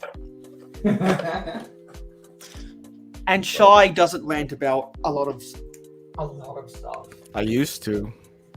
I remember. But now I've reframed it to bad habits. That's pretty much what it's going to be. So my next bad habit is the backlog, and it's going to trigger a lot of people. So Woo! Can't wait. I love getting triggered. I already had it like filmed like a month ago. I just haven't touched it. I'm so curious now. Backlog space, backlog time, backlog a movie, like backlog minifigure. Dude, you got me tripping out now. Shit. It reminds me of my video that I keep not finishing because I don't know how a lot of people in the community are going to take it. I don't know if they're going to laugh at it or if they're going to be pissed and be like, that's a messed up thing to say. So I don't know. I've just been kind of teeter-tottering on it for a long time. But dude, more and more people do stuff. And I'm like, God dang it. Like, but I don't know. I mean, you have to see that video. Oh, yeah.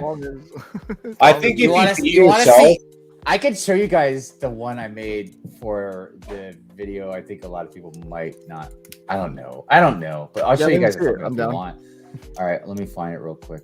I think if you be yourself and you give your honest opinion, even if you pass out a couple times, I think people honestly like that a little bit more than if you're just like. I know, but it depends if it's about you or not. You know what I mean? People like to hear me rant or whatever about other people, but I feel like but they want an honest opinion. So even if you gave something like a true versus just a commercialized, I guess that's what I'm trying to say, right? Where did I put this? Like people are tuning into you for your honest opinion, your rant versus just a commercialized generic review. Hold on, it's on my laptop. Hold on, give me a minute. Is this a laptop that's overheating? Jay and Connor, the only people that have seen it. I don't think Amberly has even seen it because I've had it for months. And I just found some missing foliage for my Jazz Club modular, so that's good. Because while we're talking about Brickworld Chicago, I'm putting some pieces away. Oh my goodness, I can't wait. And something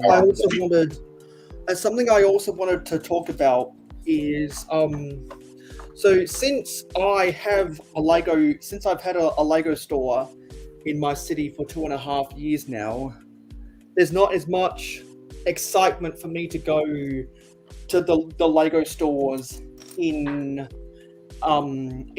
Chicago. So I'm going to be on the lookout for stuff that is either exclusive to the US or stuff that's exclusive to the state of Illinois. Like if they have some kind of exclusive printed something that has Chicago on it. Because if anyone remembers, before what's the kicker? Before the Lego, Actually, I think it was before Adpocalypse.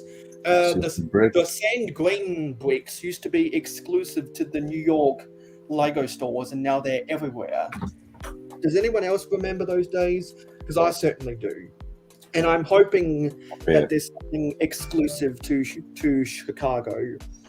I'd say there's probably not a whole lot that's exclusive to the city of Chicago. Maybe a souvenir item brick, other than what your brick badges might get you for when you signed up for your whole, Brickworld experience.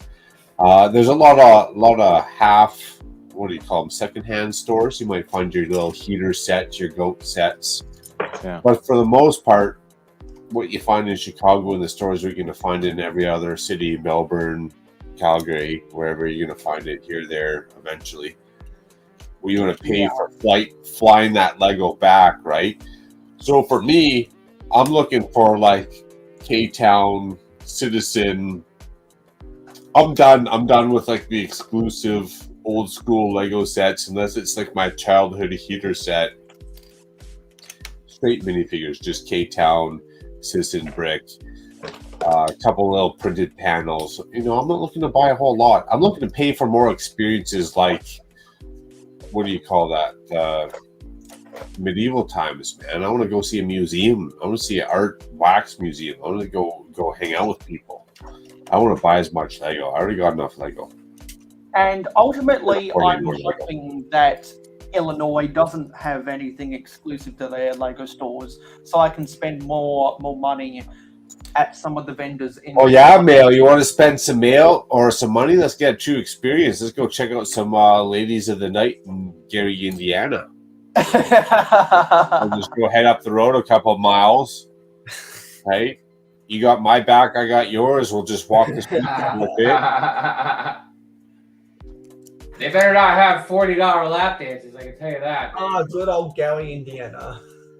No, the problem is, Hive, it's not the $40 lap dance, because that's like basic, like, done denominations, right? The problem is when they got like $27, $95 lap dance, they expect you to like whip out your wallet for some change, because you know they're just going to take your wallet. I'm just saying. That's the problem. Is when they start breaking the denominations, right? 40, 60, 80, that's normal. That's normal. But like 47, 95, 57, 25, now you're in some sketchy areas of town. You know what I mean? I really hope I didn't delete this, man. And if anyone wants to send anything to Hive, there's his PO box on his business card. Nice. I save all of my business cards. A lot of Bricklink sellers package business cards with their orders, and so I have a business card holder book where I keep all those business cards in. So if anyone has a business, if anyone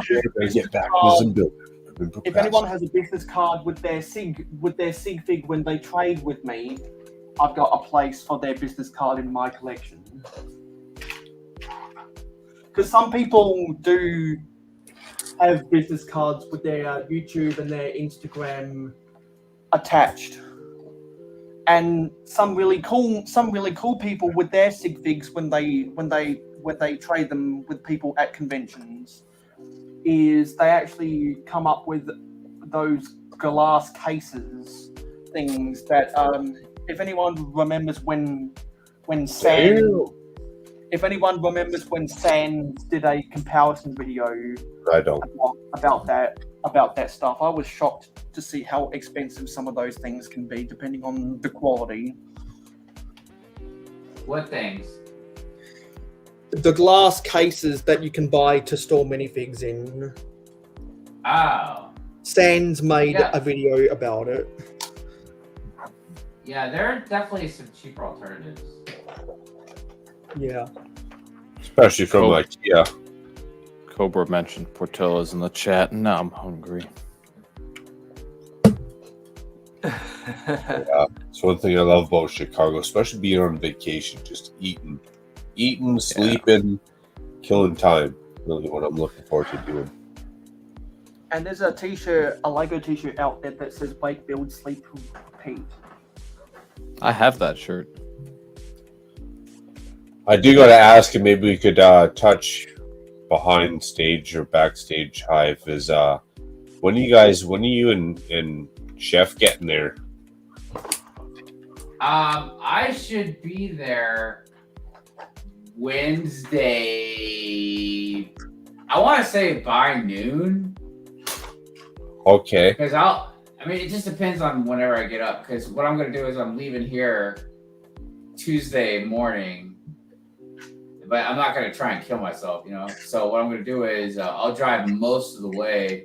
And then I think I'm going to just get a cheap hotel room in like Ohio or something. And just stay the night and then get up in the morning and drive the next 4 hours or whatever, you know? Gotcha. And then stupid me, I'd have to double check, but when did you book that room at? Like, when's that earliest check-in? Wednesday noonish? I have to double check, but I want to say it's Wednesday. But check-in can vary depending on the availability. Nice. Right. Well, I fly in with T-Mog. You're gonna bunk up with T-Mog for the first night, I think. Then. Yeah, man.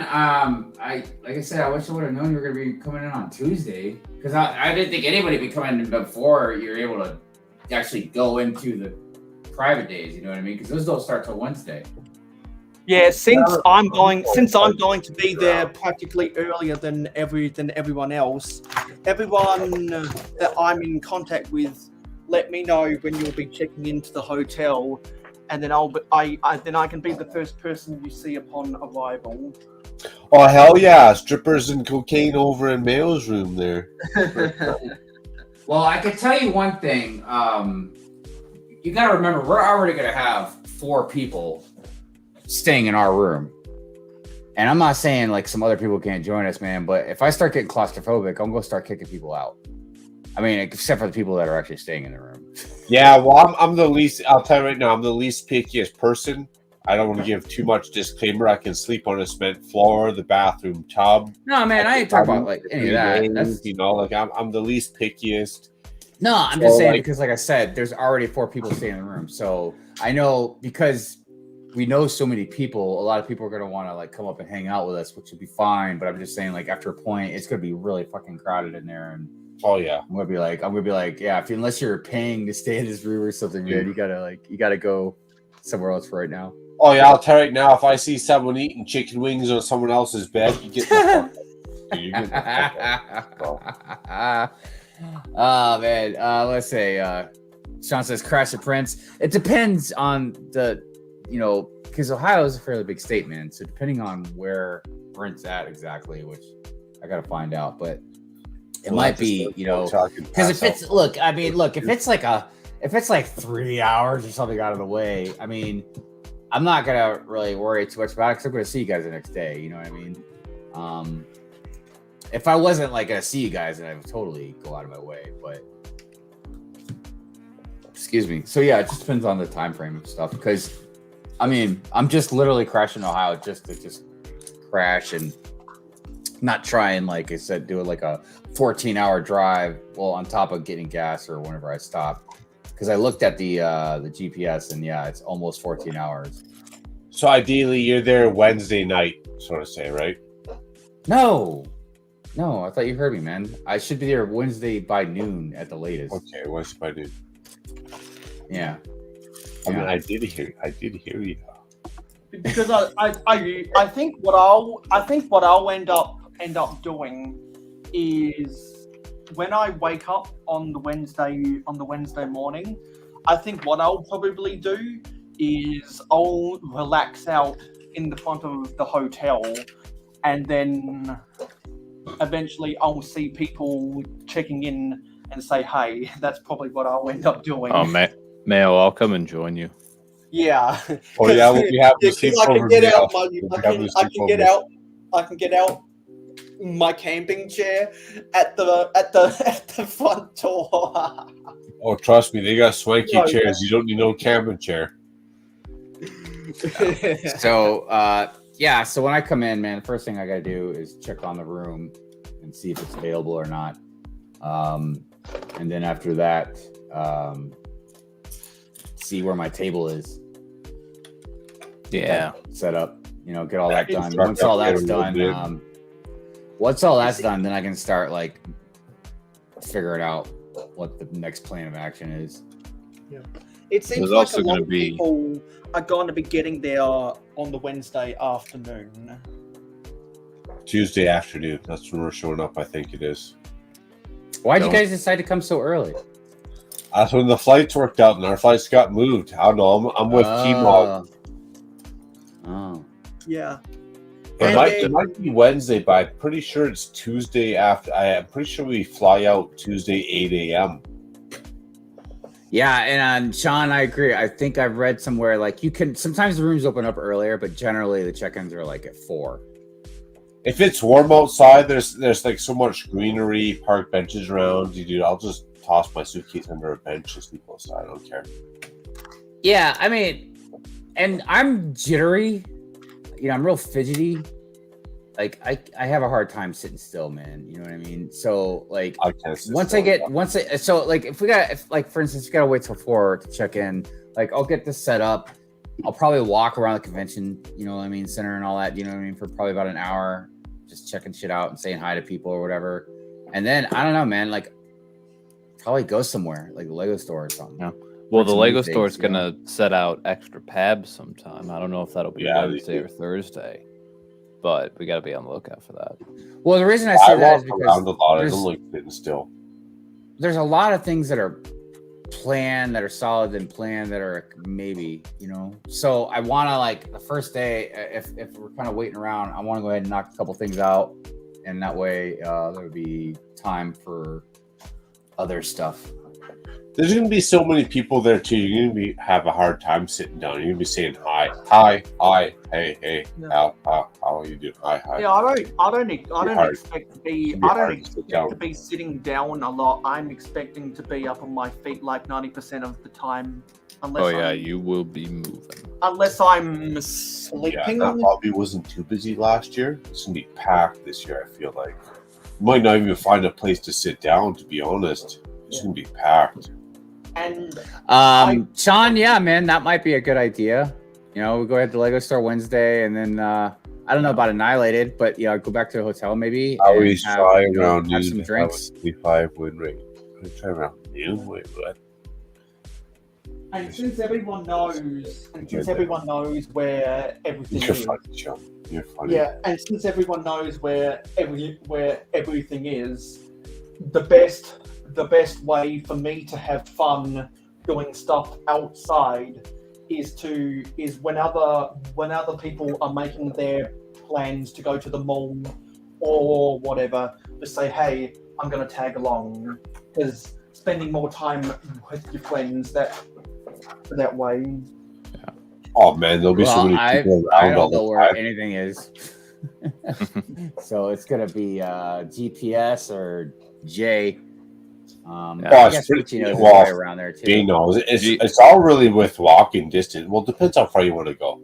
Yeah, it's gonna be GPS or JPS. Yeah, because Eric rolled us around town, but we went like maybe 15 minutes, and we were hitting like these brick benches and like brick mania. Like, we didn't travel far, man. Like, Yeah, Eric said it right. Like Schonenberg, Chicago is like the mecca of Lego hub. Like it's the Lego hub for sure, right? There's plenty of stuff there to do. Around that.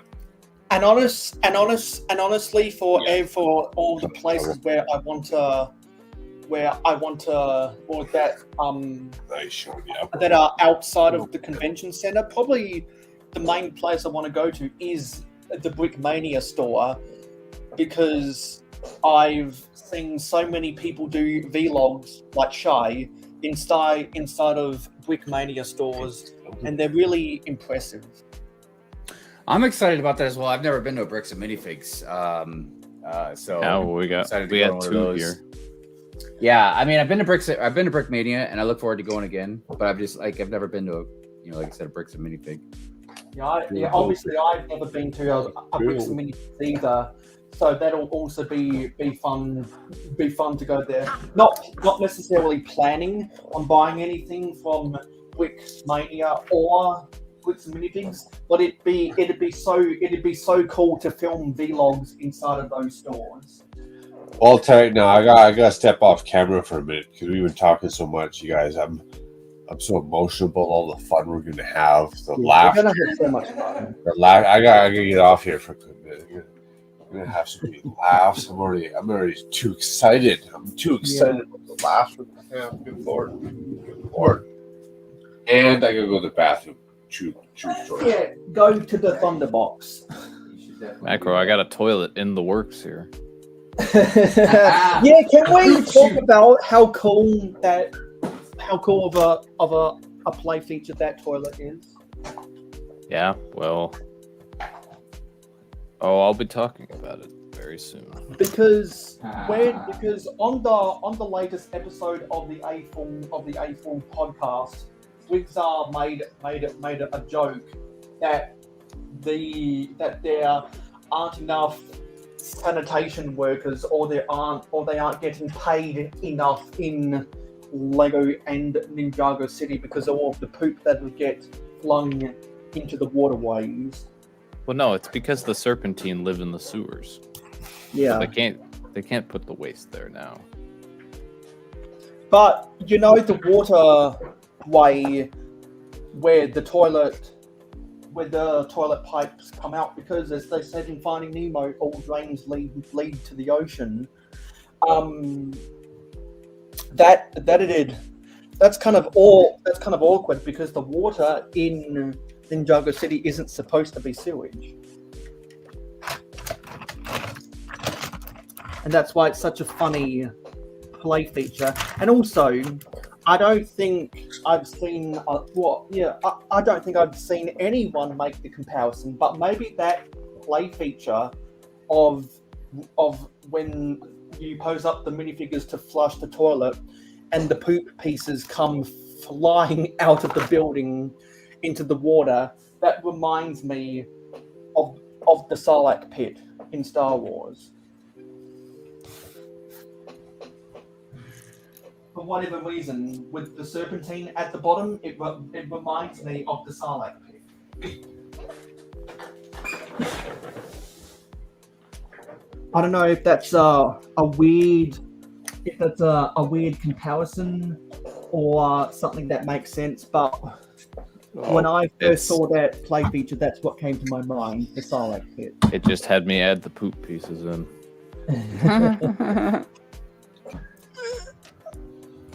Because I know for a while that Hive was going on and on about the Sarlacc pit. Why? What did I say about the Sarlacc pit? I can't remember. In your Hive streams about 2 months ago, we were talking a lot about the Sarlacc pit for some reason. I think it's because there was a Sarlacc pit in a new Lego Star Wars set or something. I don't know. I feel like I'm missing something, but Yeah, it was many months ago, but for whatever reason, I associate of all the Star Wars fans, I associate the Sarlacc pit with the Hive. oh wow, Yeah. yeah. I'm not sure if that's a good thing or a bad thing. This this restroom is all the way on the top floor of the city. And because I only have gardens and markets, there's no stair access. You have to wait for the cable car. So, good luck to any of my minifigs in this city. Good luck. Dude, absolutely disgusting, dude. So you're going to have to build either a stairway or an elevator shaft to get up there. Well, I mean, the cable car is there. It just takes a little bit. Yeah. And that's ultimately going to be the problem. But doesn't the cable car go from the second floor to the third floor? Well, it goes from ground floor to the upper level. And TJ killed me here. Why you guys be spoiling my fun? I'm trying to build the same set. TJ's like 45 bags ahead of me. Hey Taz, and hello Ninja with the bricks. Taz. What's up, Ninja? What's up, guys? We're all getting hyped for Brickworld Chicago! Goodness. I'm just trying to find this thumbnail that I Brickworld Chicago. Yeah. Cheers, Ninja. Yeah, and as I've always got to say when Ninja comes up in here, split out. I wonder if it might be on my phone. And I apologize to anyone who watched a Dusty Bricks' stream yesterday. I was going into the details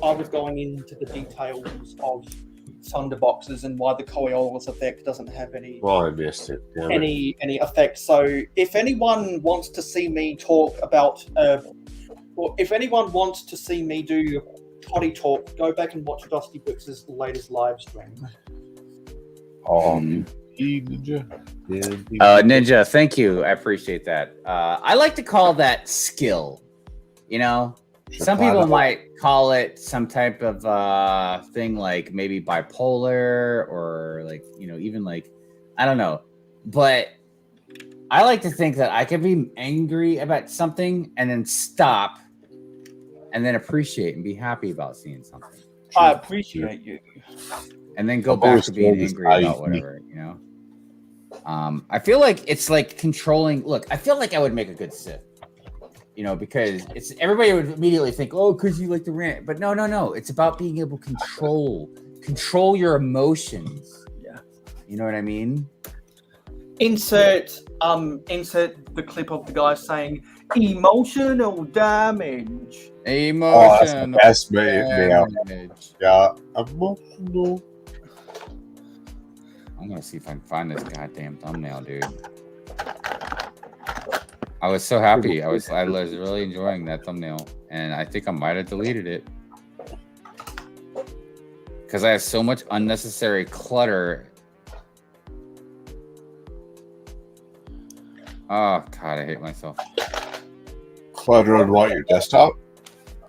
Just with pictures. I have so many pictures of stuff that I use either reference or like, or I don't delete them after I use them or whatever the case may be. You know what I mean? But it makes it hard to find. Pictures or what? No, like I'm trying to think of a good example.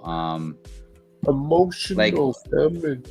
You know, like stuff like I would download or stuff I would use in a thumbnail. Like one time, or stuff that I use in videos. Like, you know, when I made like my weak heroes and lame villains video, you know, I got a lot of screenshots of like really cool villains and really lame villains and, you know, et cetera, et cetera, et cetera. But I just never go back and delete all this stuff after I use it. And eventually I just have like tons of just stuff to sift through when I'm trying to find something more specific. Damn, I wish I had a 12 terabyte hard drive like I've just keep that shit pile up. Yeah, I'm guilty of the same. I'm guilty of the same thing. I've got thumbnails from almost a year ago that I've just saved for some reason. I got like a 192 gigabyte hard drive. Just trying to keep up here.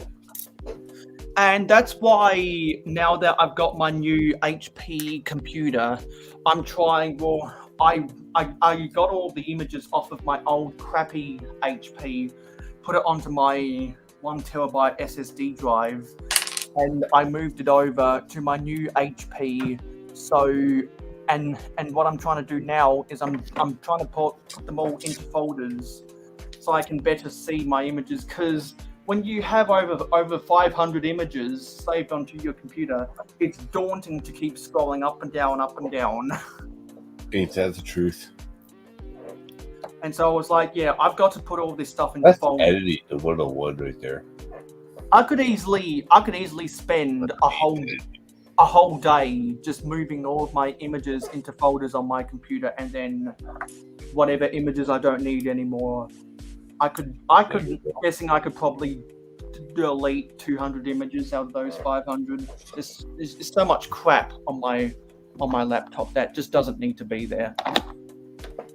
Well, you know, I don't know, man. I might have to just make this one over again. It wasn't a difficult thumbnail to make. It's like I don't feel like making it again, you know?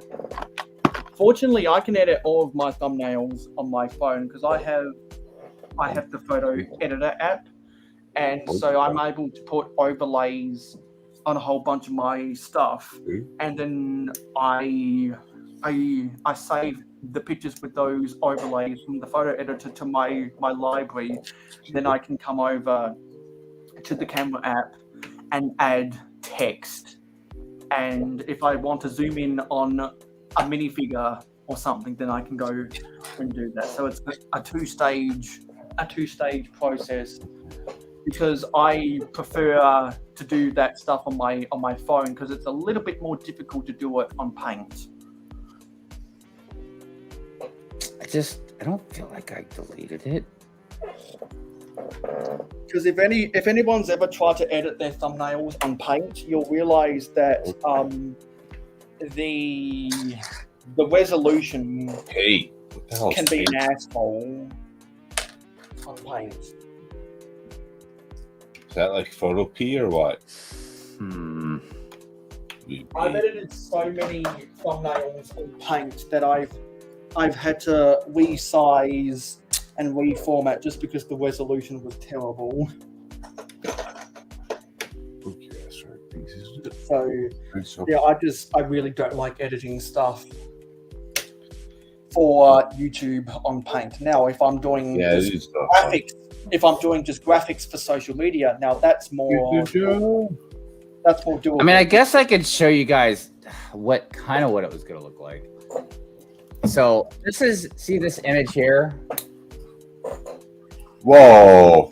I had that image, but 100 different images of it just going around in a spiral. And in the middle of it, it said clickbait.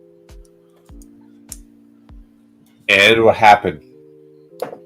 Oh, I don't know what happened to the thumbnail. I've been looking for it. You get clickbaited? Oh, well, the video was more than just about a clickbait. Clickbait was the only part of it, but it was just it was kind of a sarcastic, dry sense of humor, funny way of, making the thumbnail. I guess I'm asking, did the thumbnail work? I haven't used it yet. Oh, damn. Because Okay. I can't find it. I haven't made the video. I mean, I've worked on it, but I haven't finished it. But I was trying to find the thumbnail so I could show Shy what I was talking about, and I couldn't find it. Shy must be his kids now or something. Salute.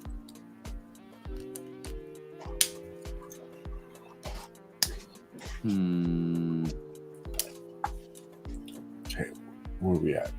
Yeah, so that will talk for because of the toilet in the Ninjago City markets. That set's going to be a crap fest.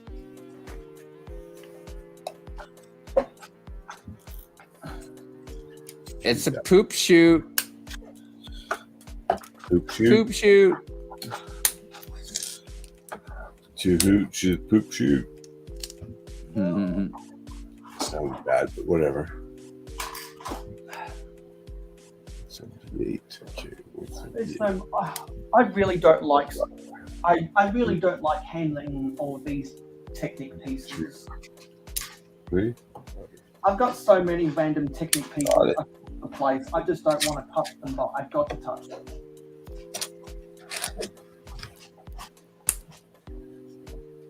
Man, I'm just impressed you can be stuck on a plane for fucking 14 hours, man. 22 and a half hours, and that's not, including. I'm pretty sure that is including the layover in Auckland. I mean, if you've never tried vodka before, this might be the time you want to. 22 and a half hours on a plane flight. Good Lord, that's a long time.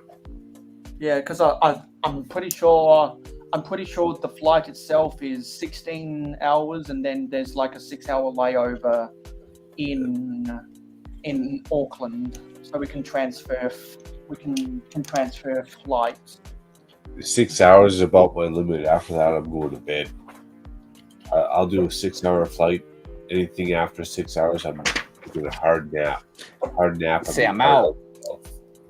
Yeah, and because we'll be flying east over the international date line, night will come earlier for me, so that'll be good to convince me to want to close my eyes and sleep on the plane.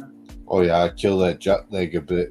Hopefully. However, coming home, we're flying west across the international date line and flying. No, we're done. Nobody cares about when you go home. We're already done with that. We should care about when you get here. It's more difficult to sleep on the plane. Yeah, when you get home, Dude, you gotta just say like, look, man, I'm like a broom. I'm about to get sweepy. Time to get sweepy. Crapping on him. What's that all about? I pop and squat for the thumbnail. I can dig it. It's the Ninjago Market's toilet. Oh yeah, man. Later, Ninja. Cha. Cheers to you. Okay, now I'm stuck with this one. Where did I end off on? I can't find these things. Where are they? God damn it, Technic. There they are. No, not good Lord. You gotta say good Lord. Not god damn it. Good Lord. Good Lord, where's this brick at? I was swearing on my Stop swearing though. I was swearing on my live stream before Hive started swearing on his Hive streams. I doubt that though. I got a hard time believing that one. I mean, I don't know What why. is If I got swearing? I believe in that one. I'm gonna go and see what the ratio is on the poll. Let me go. oh yeah, and I voted on your poll. see. Yeah. I did too. Right. Yeah. So 74. Well, so 26% of the viewers are going to Brickworld Chicago. So a little over half. Damn, I can't wait. Yeah. And so after I get done with these pieces in my yellow tub, I'm going to go back and see any of the juicy conversations in the chat. And when I was doing all this sorting, I found 2 more blank signs. And now that I can print up black and white stickers, I'm going to try and make some black and white stickers to put on these signs. And what I'm going to do with the white doors for my police is I'm going to try and size up some police logos from the old police sets back in the 1980s and get them to be and try to stick them on my doors to give them that little bit of extra detail. And I've got to do the same thing for the minifigure torsos when I'm filming my half asleep Chris style build video, building 100 Sig Figs that I'll be taking to Brickworld Chicago. They'll be a 2.0 style Sig Fig, because now they're going to have the mayohosko lettering on the back of them. So it's Dan Mayo. It's tomorrow morning. You're tuning into Adore Build's live stream. Well, Adore Build goes live on Saturday nights. And speaking of Adore Build, when I get back from Brickworld Chicago, the first live stream I will be doing is building the Everyone is Awesome set, because that'll be for the end of Pride Month. And then after that, I'll be building all of the Fwen sets, and I'll get Ruth on the panel so we can talk about Fwen sets. Those are heater sets for sure. And I finally filmed.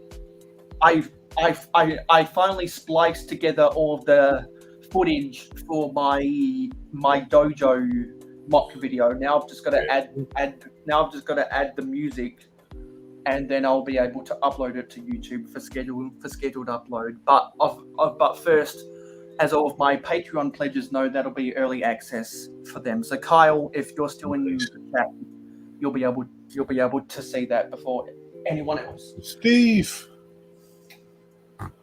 Hi, Steve. Well, I'm gonna be that guy, man. I gotta jump off here real quick. I gotta, man. This could be a busy weekend for me. I'll tell you that much. Yeah, well, Putting up with me. Cheers. Yeah, just in case you don't come back, is there anything you'd like to plug? Where can we find you? What do you mean, just in case I don't come back? I'm jumping off here, bro. It's a busy Okay, weekend. yeah. So where can we find you?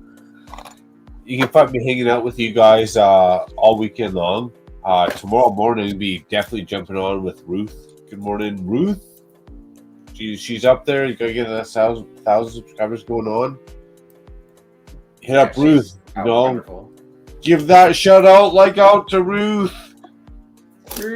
All that greatness. I got a whole lot of yard work coming up, and I can't wait to get this week worth of work done so that we can get on to Good Morning Brickworld. Appreciate you, brother. What's going on with shenanigans tomorrow? Yeah. Standard issue. I'm not working, so I gotta do some yard work around the house, but after that, it's standard shenanigans. It might be an epic welcome to Brickworld shenanigans somewhere down there. But man, I appreciate it, Mayo. Thanks for having me on. I got a couple of bags down to this Ninjago Markets. Chai, can't wait to see your mocks and your live streams. Live streams, live builds, live armies. Brickworld Chicago. Yes, thanks All for right. hanging out. Hey, what's up with Jay and I, man? We chop liver, dude. Don't we get a buy? Don't we get a? I can't wait to meet you at Brickworld. Oh, TJ knows. We already been hanging out. We already been hanging. We already built this whole set. God Well, he did. I did. Yeah, I'm on the last bags. Exactly. I didn't want to give that. Well, Jay's been going pretty hard. It look bad. Yeah, Jay's been going Yeah. pretty hard on this, man. We started on bag 1. I finished on bag 11. Jay finished on bag 31 or 51. Yeah, 51. God dang, how many bags are in that thing, dude? Just crushed it, 51. Oh. Even while we were building, I was like, Jay, slow down, dude. Like, what you trying to win an award or something right now? Like, we could be making me look bad like that. Damn. Nah, I'm just naturally a fast builder. Oh yeah, you and T-Mog. I'll tell you right now, if there's a build off Brickworld, Jay, T-Mog, those are the go-tos. Yeah, we'll I probably dominate. should not have said that out loud, but that's okay. Oh, I gotta finish building this thing here. Hey Mayo, cheers. Thanks for having me on. Hype up, Brickworld Chicago. We're like, what, 1 week. We're like what? 1 week? 1 week and a couple Week and a- days away? Week and a half, yeah. A week and a half, man. Yeah. I can't wait to see you guys out there, man. We're gonna have so much fun. We're close. Bring extra lungs, Shy, Mayo, Hive, TJ. Bring extra lungs. I hope you guys are ready to laugh. I laugh on the daily. We're gonna have fun. I laugh and cry on the daily. Appreciate it.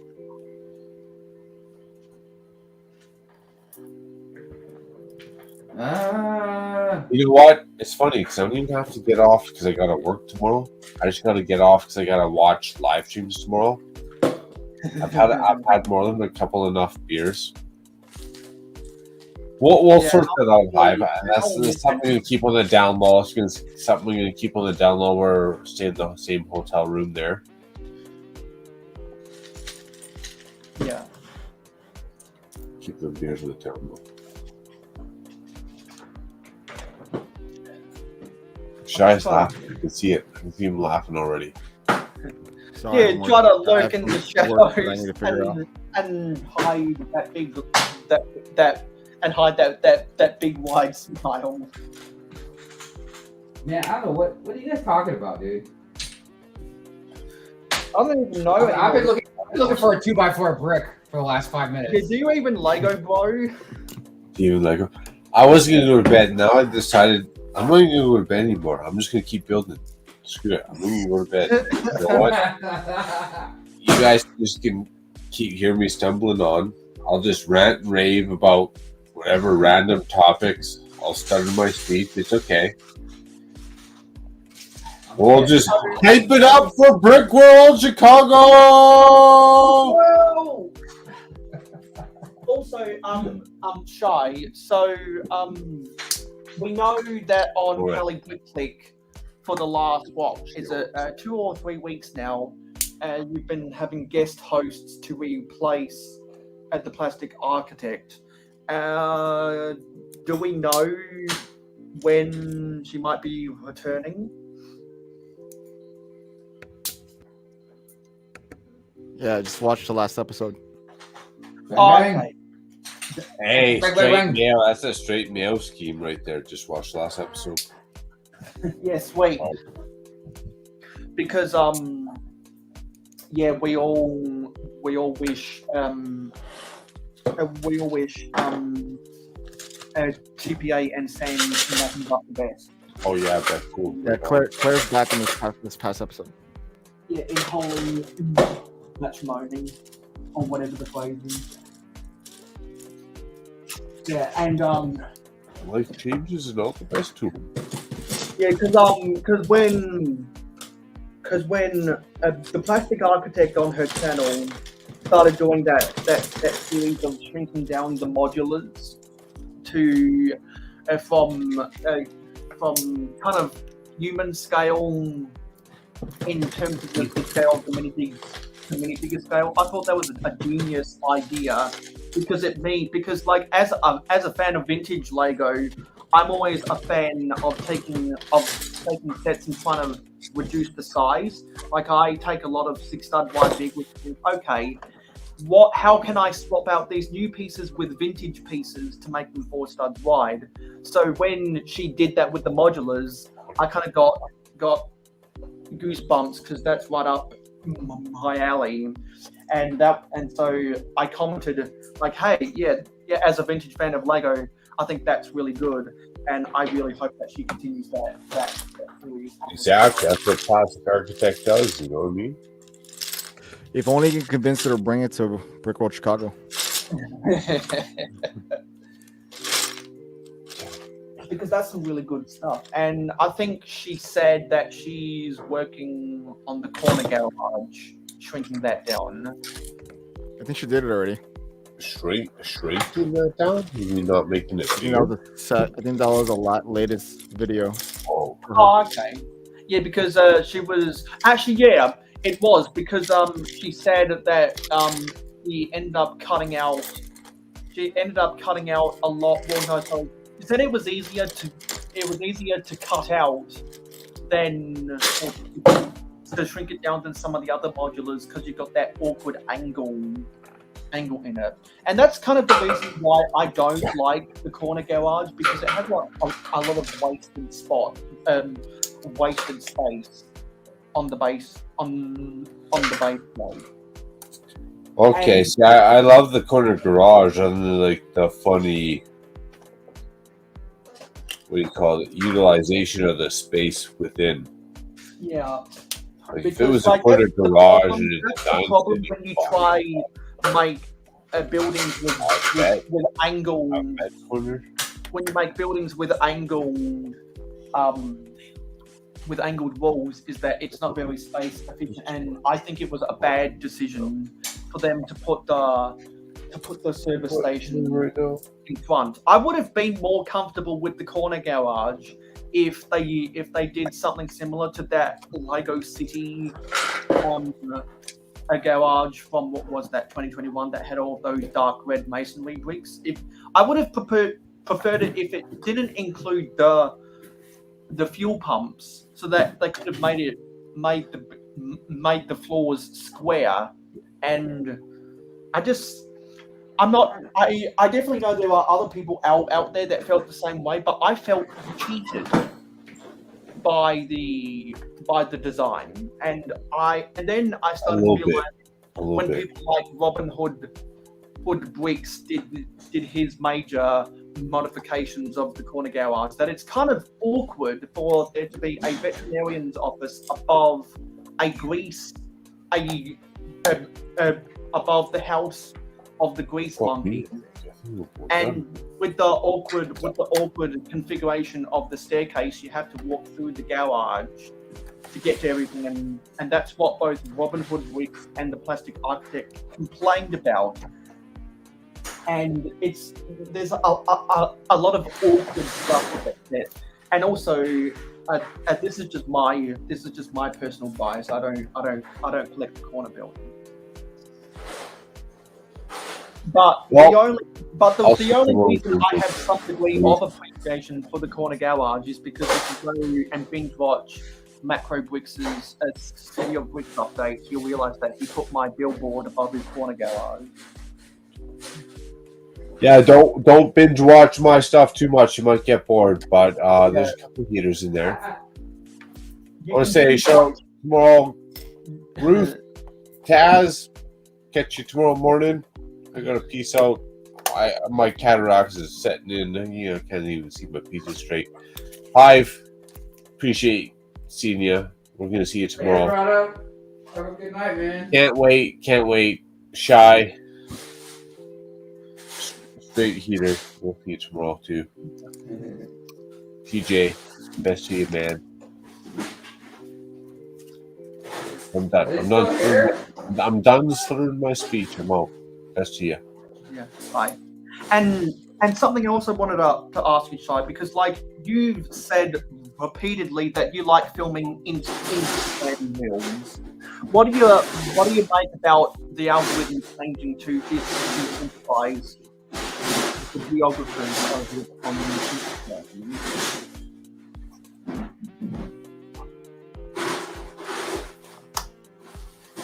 Because you've been constantly talking about how they got rid of that program that paid per view or whatever on Instagram Reels.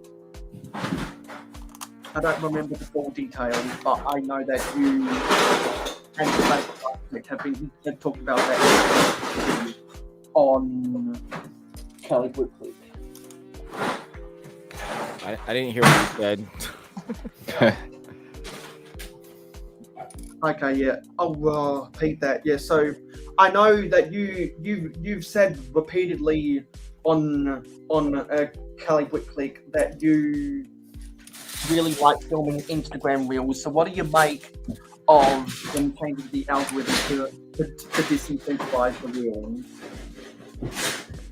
Yeah, again, I didn't hear the last part of that, which was the essential part of the question. Yeah, I think it's because a hive's rattling. What do you make of Instagram changing the algorithm to disincentivize the reels? I think they realized that like Reels isn't like it doesn't generate enough income for them, and they just want to divert their funding to other places that Facebook really need or Meta really needs to focus on. So I knew the partnership program wasn't like a heavy thing to deal with. It wasn't a heavy investment to begin with. It was just to see what it would do, and I don't think it panned out well for them, so they're just not dealing with it. So that's the reason why. I always found it weird how much they got paid. Well, they're trying to combat TikTok. So yeah, what better way to incentivize people for making reels than to pay them to do so? So if you're invited into the partner program, then yeah, they would help you with that. I mean, that would make you create reels to bring the audience over from TikTok. But honestly, I think like YouTube stopped giving a crap about it. So they're over it. If Meta doesn't care to push it, they just let TikTok have it. And with TikTok on like with the legislation, then both other platforms just see the writing on the wall. Yeah, because and also the legislation about on the books about trying to ban TikTok is something I've never discussed, but it's an interesting conversation for someone else's stream. I feel what I saw is that it wasn't until like 2 months ago I realized when you uploaded an Instagram reel, there was an option to upload it as a Facebook reel. And so when I started doing that, I realized that my Facebook reels were getting 1,000 views, but my Instagram reels were getting 100 views. So that's a weird thing that they changed, in my opinion, with the Facebook reels, because I saw that they kind of flipped the script with the algorithm. And that's probably because Facebook isn't as popular as it used to be. So perhaps Meta should try and do a better job, since Facebook makes more money from advertising than what Instagram does. I wouldn't be surprised if they try to push everyone who was doing Instagram reel content to go do it on Facebook instead, where there's more money to be made.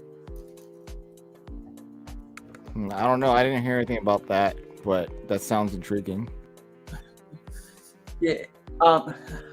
So I'll repeat that. I think it's because there's more money to be made in advertising on Facebook than Instagram. I wouldn't be surprised if they try to push all the Instagram reel filmers over to Facebook.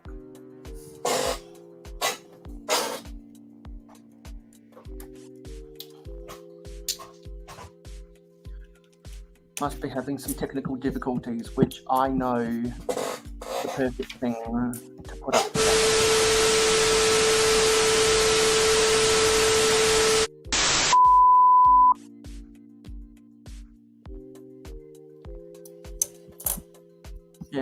So now that Hive has finished sorting or banging all that stuff around, I'll turn it off.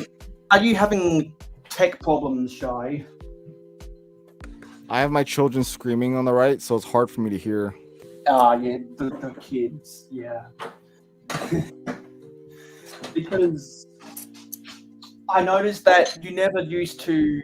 Well, you never used to edit.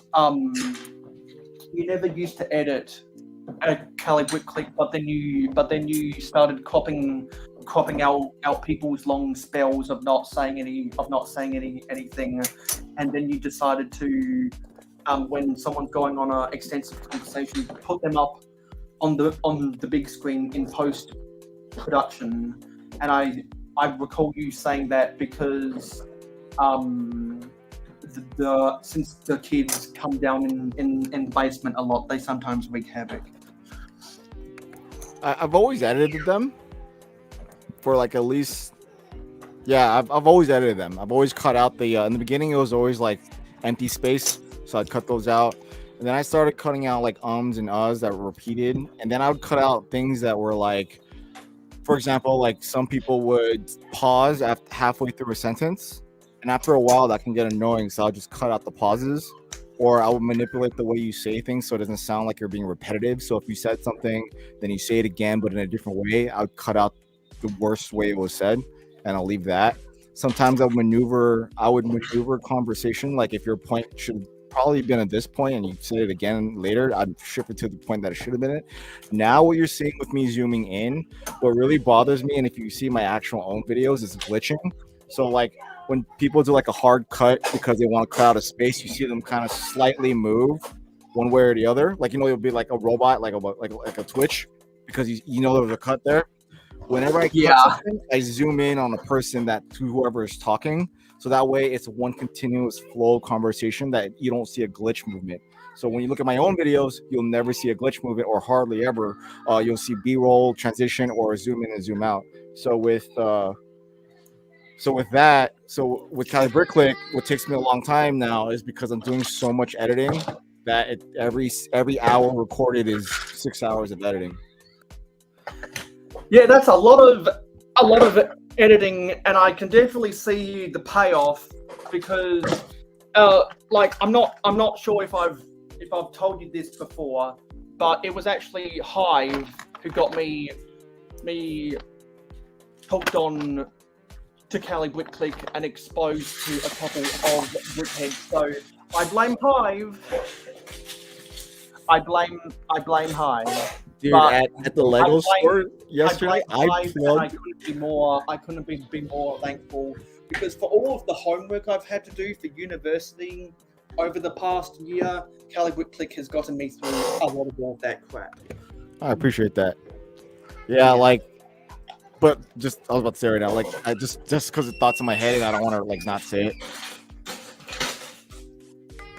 Hold on. Yeah. The kitties. Yeah. So, what are those pieces that you're rattling around, Hive? Are they pieces for the Star Wars mock you're blinging to Chicago? Yeah. There's a couple small things I forgot to kind of finish up.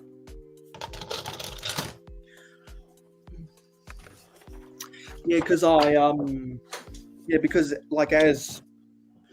because as you've been doing the Hive streams for the road to Brickworld Chicago,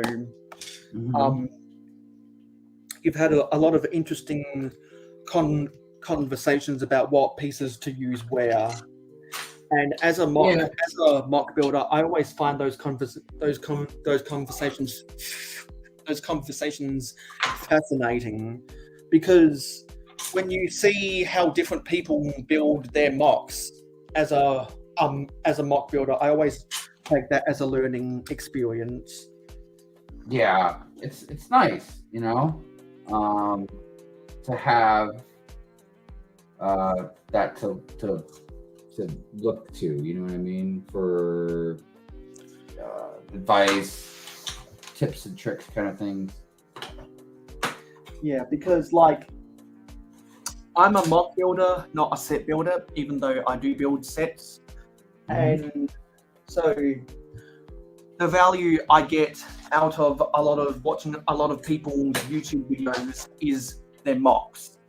And that's why I really like binge watching people's city updates is because I think it's more common nowadays for people to actually build mocks to put into their cities, because for years and years and years and years, people, particularly on YouTube, would just take all of their sets together and they'd just throw it on a table, put a couple road base plates down and call it a city.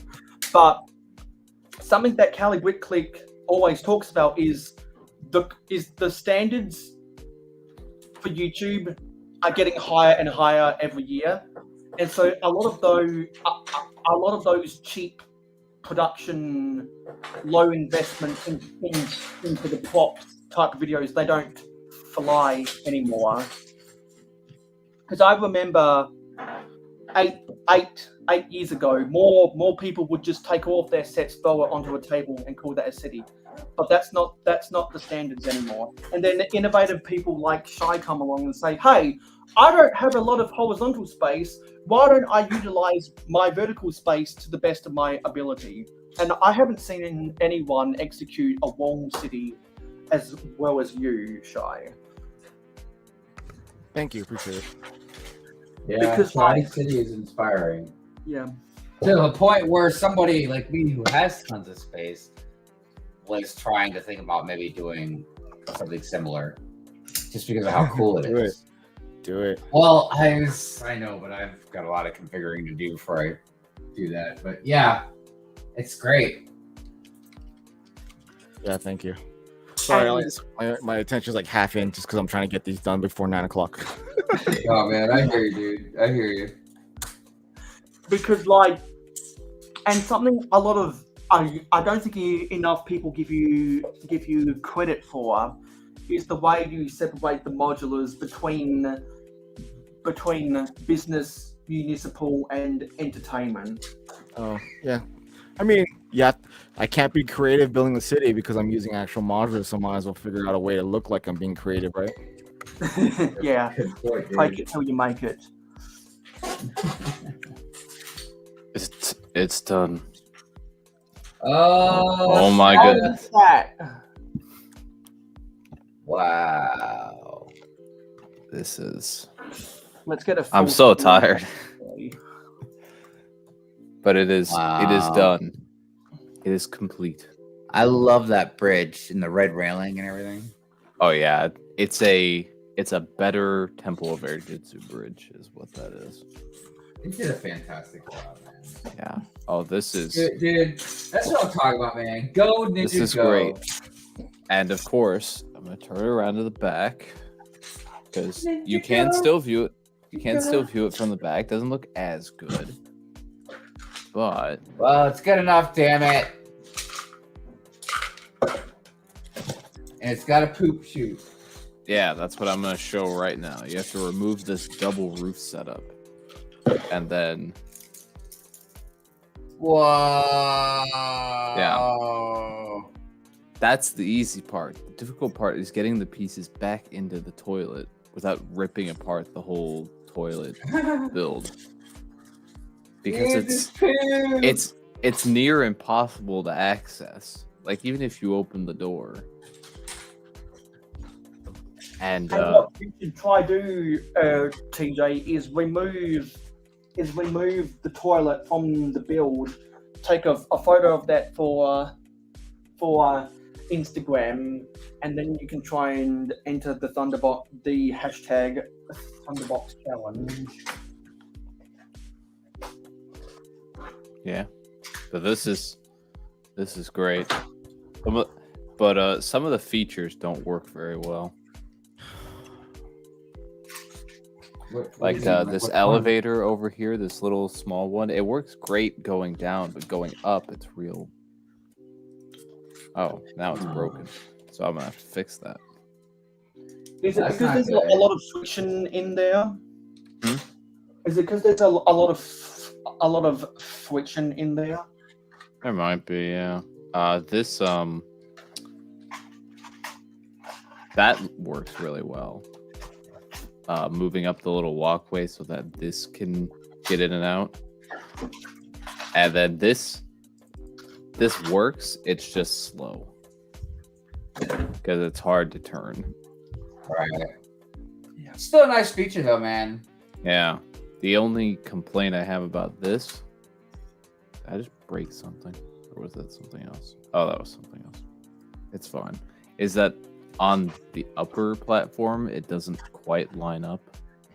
I'm going to have to check out reviews to make sure I've actually built it right, but it doesn't exactly line up with this walkway over here. It's fine on the downside. Oh, I did knock something off, but it's nothing important.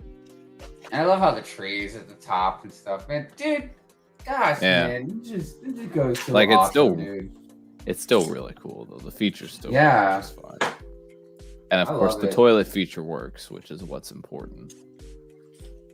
Add that on the back here. There's a second elevator. So this one isn't a fancy gear setup. You just have to lift this up. And then to release it, you just press this. But I tested it earlier.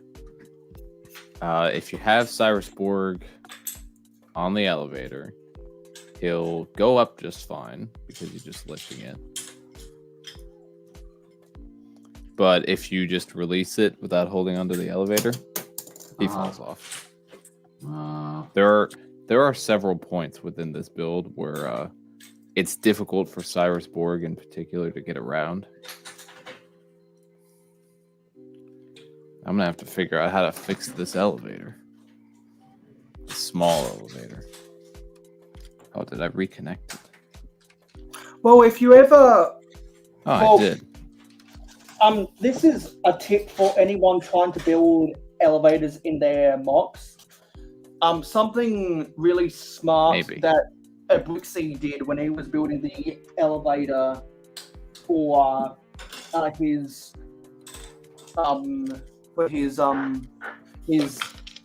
elevated to ground level training station, is he found that the friction in the bricks was causing him a lot of trouble.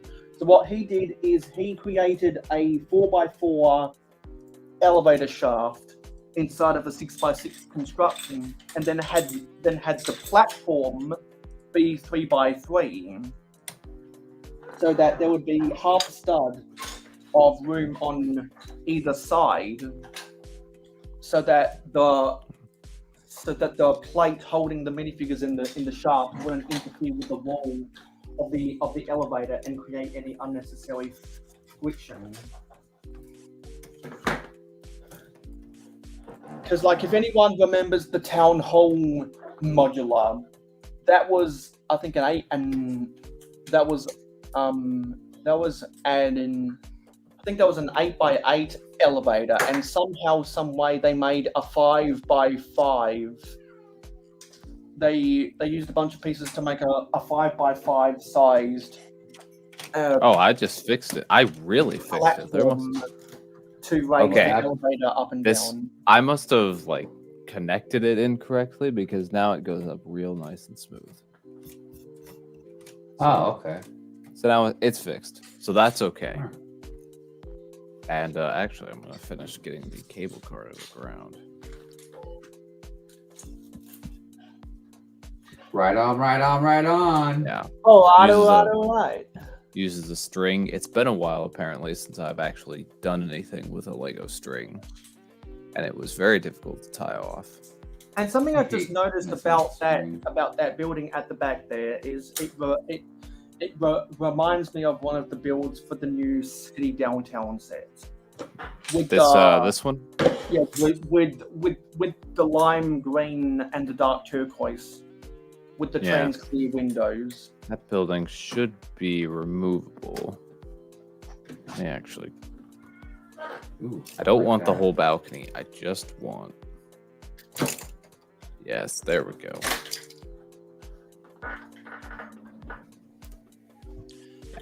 I think someone's mowing their lawn outside my house. As you can see, if you remove this building, you get a look at a bunch of the ugly Technic pieces that hold all of the Borg store products. So what do you gotta like look inside to see the Technic stuff? Well, no, it's on the outside, but it's normally like, actually you still can see it, but it's kind of hidden by the whole cable car mechanism. You just don't notice it as much. But yeah, you can see them right there. Some ugly Technic pins sticking out. But I don't know if there's any way they could avoid that.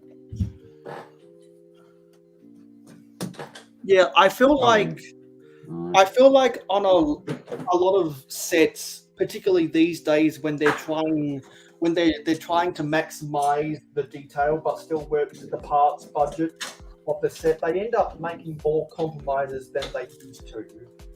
Yeah.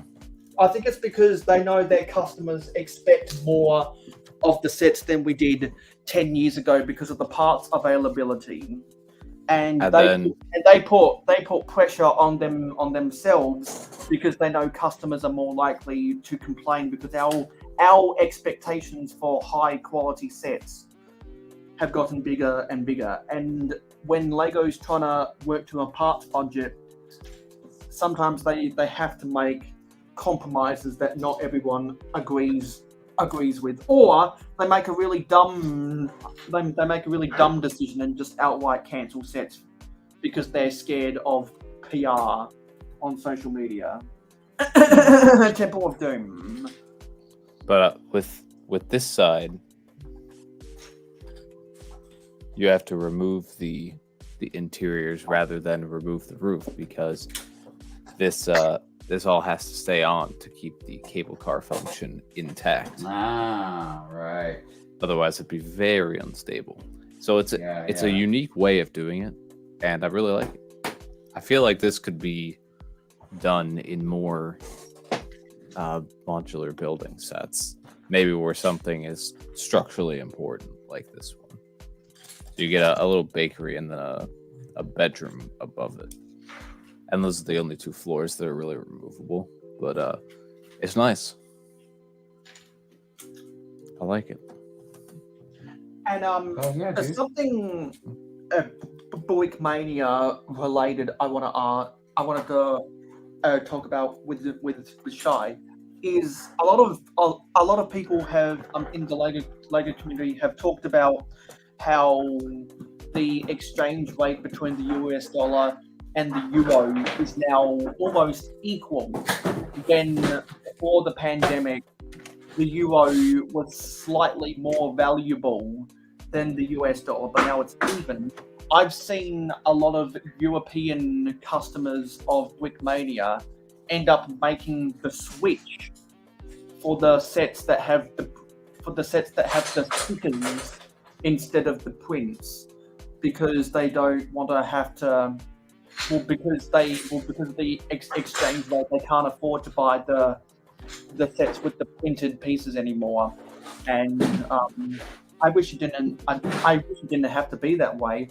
But I didn't know until those European Brickmania customers started doing that. That Brickmania now sold budget versions of their set with the stickers because Shy, you've been on record saying that you are prepared to pay for the printed pieces with Brickmania sets. Well, all their sets now are all printed. So, like if you want to budget it out, you have to buy the instructions and use the stickers that way. That'll probably be your best bet. Which I know a lot of people are doing that part, but not necessarily because they don't sell two sets where one's sticker and one's not anymore. It's all printed. Unless it's like they have different versions. Like if you want like they have specific units for one aircraft or something that you want to put on, then they'll put stickers. But for the most part, it's all printed. But they do have a reseller in the UK for the European audience. For I think it's called Brickmojo. That's where they send the UK stock or the European stock. So they don't send everything. Oh, so perhaps those people through Brickmojo are able to get their hands on on sets where you have to buy the stickers and the instructions. Yeah. Okay, I didn't know that. I didn't know there was a distribution center in the UK. I thought they just had distribution. Yeah, it's just a reseller. Yeah. Yeah, but good on them. Good on them for doing that, because it means more people are able to get their hands with Mania.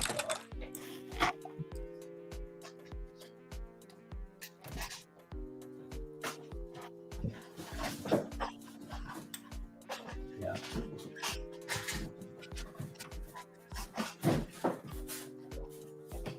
Because I'm sure lots of people have seen this person in their chat, but Rula does more. Majority of his channel is Brickmania, so he talks about the logistics of that stuff a lot. And whenever I see Europeans talking about Brickmania, I like to cross-reference what they have to say, what Americans are saying about that same thing. So it's nice. It's always interesting to hear that. Yeah.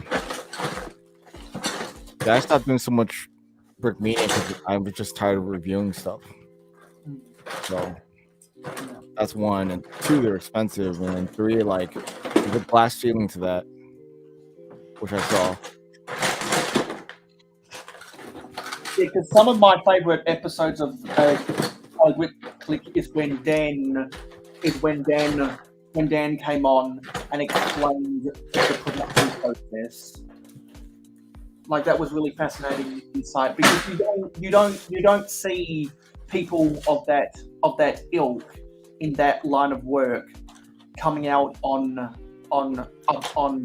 public forums like a YouTube podcast and explaining that. So that kind of that transparency of information is I think something that fans like to gravitate towards.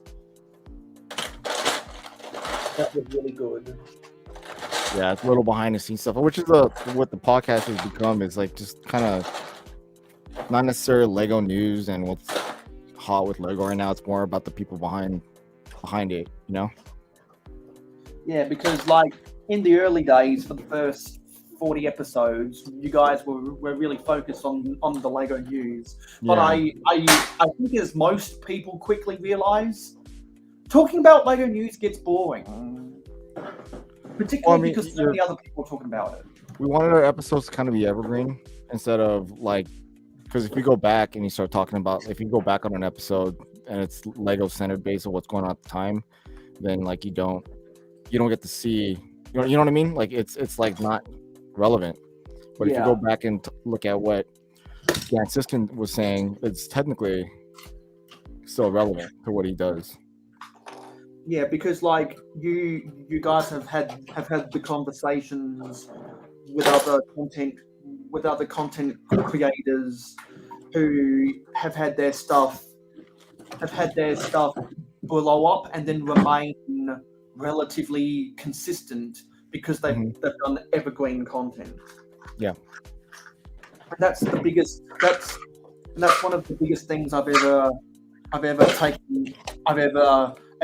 taken away from that is the Lego YouTubers that perform the best are the ones who aren't news channels, who aren't discussing the Lego ideas votes or whatever. They try to make as much of their stuff evergreen as possible, so that when Joe Schmo 10 years later is watching YouTube and doesn't know who the hell millions and millions of YouTubers are, YouTube's more likely to recommend evergreen content. Because I still get recommended people's city updates that were uploaded 5 years ago, because that's more sequential than something like news, where anytime someone makes a news video, literally 1 month later, there's brand new news, and then that news isn't news anymore. When news breaks, we fix it. Sometimes it happens in under 24 hours where a certain stream. Morning Brickworld generally gets shafted on the news, man.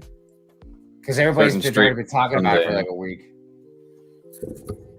Yeah, no, but that gives you an advantage of formulating a thought versus an initial reaction. Look at Shy with always the positive outlook on things, man. Yeah. You're right, Shy. It gives me a lot of time to think about how much I hate that set, and it can bubble up inside me, man, and come out. Yeah, and then you could actually give a good argument and be like, this set sucks because of this. Like, Final Pictures came out here. Everybody was saying like this, but it's really like that. Because now you had a whole week to kind of digest it as opposed to an initial reaction. Exactly. Yeah. And I mean, that is a really good way to look at it, considered, Yeah, and I think the reason why news works better on a live stream is because videos are made for on demand, while live streams are made for that instant gratification. Right here, right now, we're all watching X, Y, and Z talking about Lego in their mum's basement or whatever. News which is current normally fares better on live streams, which is why I think people on Good Morning Brickworld stick around for longer, because they know what they're getting themselves into, and they get invested in whatever you're talking about. I try to stay engaging. Sometimes a little too much. But luckily I got some good co-hosts that know how to shut me up, Yeah, because unlike over here, a Titanium J can't threaten to press the end broadcast button. No, if Hive's talking too much, we can just mute him. And look, it's important. It's important for, and I'm going to say this lightly when I call myself a leader. I only say that slightly because I'm kind of the captain of the ship when it comes to Good Morning Brickworld. But it's important to understand strengths and weaknesses, and that you surround yourself with people that you trust to know the right moves. You know what I mean? And I think every single stream that has people working together, that's something that they eventually work out, or they don't, depending on, whatever. But you learn the dynamics of your strengths and weaknesses with each other, and you play to them, and you don't get butthurt when your co-host beats you, because you got to realize, like, oh, hey, we're supposed to be talking about something. You just went on for like 5 minutes on a totally different topic. Yeah, that's the difference I see between people who have an engaging, fun-loving co-host and those who don't. Because if you see two friends who are doing something like a live stream together, not because they're obligated to do so because of their subscribers, but just because they want to hang out, then then people are more likely to get invested into those conversations. Yeah, like if you can form a good dynamic with people are going to gravitate towards that, rather than someone sitting alone pouting about how bad a set is. Yeah, that's essential, man. There's a dynamic dialogue in everything that you have with each other. I mean, don't get me wrong, a lot of people can do it solo and they do a good job of it, man. Some people are just so charismatic that they could just entertain without even thinking about it, you know what I mean? But people that work with each other on a stream, whether it's Good Morning Brickworld or ACOB or Cali Brick Click, whatever the case may be, yeah, man, people. All right, for instance, there's two YouTubers that I think are hilarious, and I like them a lot, and they're called Abba and Preach. They're pretty big. Some people might have heard of them, but the dynamic and dialogue between them two is so great, you know, and you could tell like they've been friends for a long time and stuff like that. But I don't know, man. I can only speak for myself, but I really enjoy watching dialogue and in the right chemistry between people, it bounce off each other. Like, dude, sometimes, like Sean and I were talking about like a debate we had, you know, I think it was a couple weeks ago now, and how it was a good, interesting debate, but it was really slippery. And I think it's just because mostly I'm probably on my end just not being clear enough about stuff, you know, and plus just ranting in general. But it was, but sometimes you have a debate, or not even a debate, just good dialogue. And it's like watching a good tennis match, you know what I mean? Where there's just a constant flow back and forth. And for some people, you know, it comes off very well. And that's why I always recommend people to watch ACOB, Good Morning Brickworld, and Kelly Brickclick, and the A-Full podcast, because you're always talking about something interesting that fans, that Lego enthusiasts want to listen to, and it's a good dynamic that's not going to put people to sleep. Because there are definitely some Lego streams out there that you want to fall asleep, or you want to switch over to someone else because they don't have an interesting conversation, or they have a messy dynamic between all of them. Well, just like with everything else, man, things are complicated. They're not black and white. There's a lot of gray area and stuff, you know, depending on the stream, depending on the person, you know, depending on how serious people take competition. I like doing the news. People rely on news, and honestly, it's fun to go back and see if sets ended up on being a heat or not. Look, we need. Okay, again, I'm only going to speak for myself, but we need news people. We do. Like, where else are we going to get it from? I mean, like, yes, don't get me wrong. Something comes out, you might see it 100 times scrolling through Instagram or something like that. But I like to know new. Dude, just the same reason I made Good Morning Brickworld. It wasn't just a stream. I already had Hive streams. You know what I mean? It was, I wanted to make a show. I didn't know what it would become, but I wanted to make a show that was like Good Morning America. You know what I mean? Like just something for people to watch in the morning that were interested in Lego. So I appreciate that there are these channels. Now, yeah, I don't watch them all, you know, but you know. I think what makes these shows like special is that they have a purpose. It doesn't matter what the purpose is. It's not like when you like there's a topic set beforehand, like through your thumbnail or through the title of the show for that night or that evening or that morning. Like there's a purpose. Yeah. It's not just like we're streaming. It has nothing to do with that. It's like we're streaming, but we're going to talk about exactly. This is what it's going to be. It's not just throw it out there and very good, and that's what makes it different and makes it special and makes it cool. I think all three of these shows, and like I can name like 6 others. Yeah, there's more. There's a different vibe about all of them, and they have a different mission, and they're not the same. So, you know, like I said it before, and I've said it probably a million times. Like, Good Morning Brickworld, that's my start of the week, and that's how like I get. That's literally how I end my weekend. I start the week. It's like it's a good, feel good, like vibe that it gives. Yeah. So that way it starts the week off positive or ends the weekend positive. ACOB, that's my let's go to a freaking bar and throw it back and enjoy free time. Like that's its vibe. You know what I mean? So if a show like even a full podcast, like their vibe is literally diving down back 45 years ago in Lego. That's their vibe. Like as long as it has a function and a purpose, and every show has a direction, that's what's going to make the whole thing special. If it doesn't, if we're just sitting back talking about whatever, then it has no function yet, and it needs to find one. That's the way it'll be successful. No Trevor.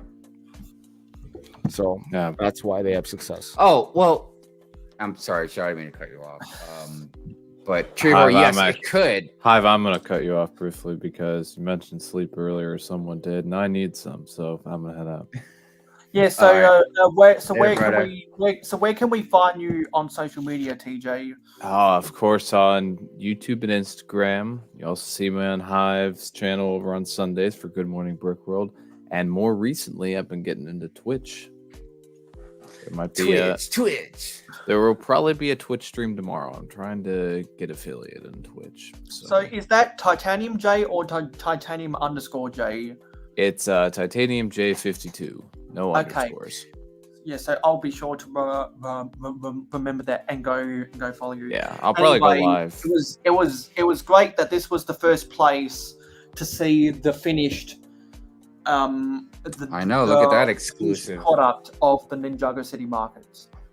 Yeah. Oh, by the way, Jay, I promise, if I get on Twitch and stuff, I'll watch you. No, I just don't go on Twitch. But I'm working on it, man. I'm working on it. Yeah, we gotta get you over here or over there. No, Sean. No. I hate Twitch. But yeah, the Twitch. I hate Twitch. I don't want to say I hate it. I just look. No. I joked around with Amber Lai. I was like, I fear change. No, I hate Twitch because I don't have access to my original account and I can't no longer use Shot Time as my time. That's the reason I hate it, and they won't help me. So I'm like, screw you guys. If you guys won't even get my name back, then I don't want to deal with you guys. But that's my own personal grudge. Yeah, man. I give him the finger, dude. That's what I'm talking about.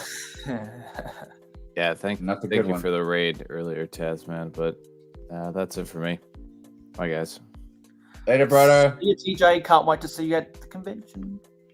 Yeah, because like hearing all of you guys talk about the dynamics and the sense of purpose, that's what I'm trying to get Real Whole Egg to be, because I sincerely believe that imitation is the best form of flattery. And since I'm such a binge watcher of all different types of shows, you pick apart ideas from each spoke of the wagon wheel, and I like to cobble them all together into something that spins around. And so that's what I'm trying to develop. Well, here's something else, and this goes for all of us. You know, there's a lot of people in space, and just by the sheer numbers, man, it's hard to watch everything. And that's where it gets difficult, because a lot of people do put out, you can see they're putting in the effort and all that, but it's difficult. Oh yeah, it's really took a year for Brett's vlog. Yeah, Brent. But what a great vlog, man! He threw some good, funny quips in there. He did a great job. I very much like it. Yeah, I hate Sean. I'm telling you, dude. Bear hugs. They're coming. I'm going back in the chat and looking at some of the more interesting comments because I'm done. I've finally sorted everything out of this container or this tub, so I can put my large pieces in there. Because as I said at the start of the stream, I'm doing a whole bunch of renovations right now, so I ran some stuff through the sorting head. So I have the big, medium, and small pieces ready for the next sorting party in August. So I took that opportunity right now. Yeah, I just looked at the time. It's a little after midnight. I gotta get going. Yeah, we're going to go. We are going to start wrapping up. Yeah, I gotta kind of be up a little early tomorrow because it's Mrs. Hive's birthday. So happy birthday! Yeah, I was gonna put it on their celebration this week, but I decided to just wait till next week because it was so close. So, but yeah, man. So I got to make sure I'm up before her. Same. Yeah. I just finished my last file. I am good, and I need to eat. Yeah, I'm kind of hungry too. Yeah, so I didn't eat all my dinner because I was in a hurry. No. Well, I think I've done everything. I think I've done everything I need to do, and I think we've talked about so much hype for Brickworld Chicago. Like, I know that I can't wait to meet the 26% of everyone in the chat that said that they were going to go. I can't wait to see Mark, Shy, Hive, and Sean, who's going to make up for me. at Chicago. We're gonna have a whole bunch of fun together. We're gonna have one of the times of my lives because I've never been to mainland America before. I've only ever been to Hawaii, and I'm so pumped to make some memories because Brickworld Chicago is going to be really, really fun. So with that being said, since I will be flying to Chicago next Saturday, I will not be doing a live stream, obviously, because I will be on a plane. So I'm going to get one of the compilation videos that's about 2 hours long that has been a Patreon exclusive for a while now, and I'll have that as a premiere stream to give something for people to watch in my absence. And on the Sunday night, at Brickworld Chicago, I will be doing episode 4 of Miracle Whip from my hotel room, and I'm going to bring some of these poly bags that got gifted to me by Brick Hive, and I'm going to be building.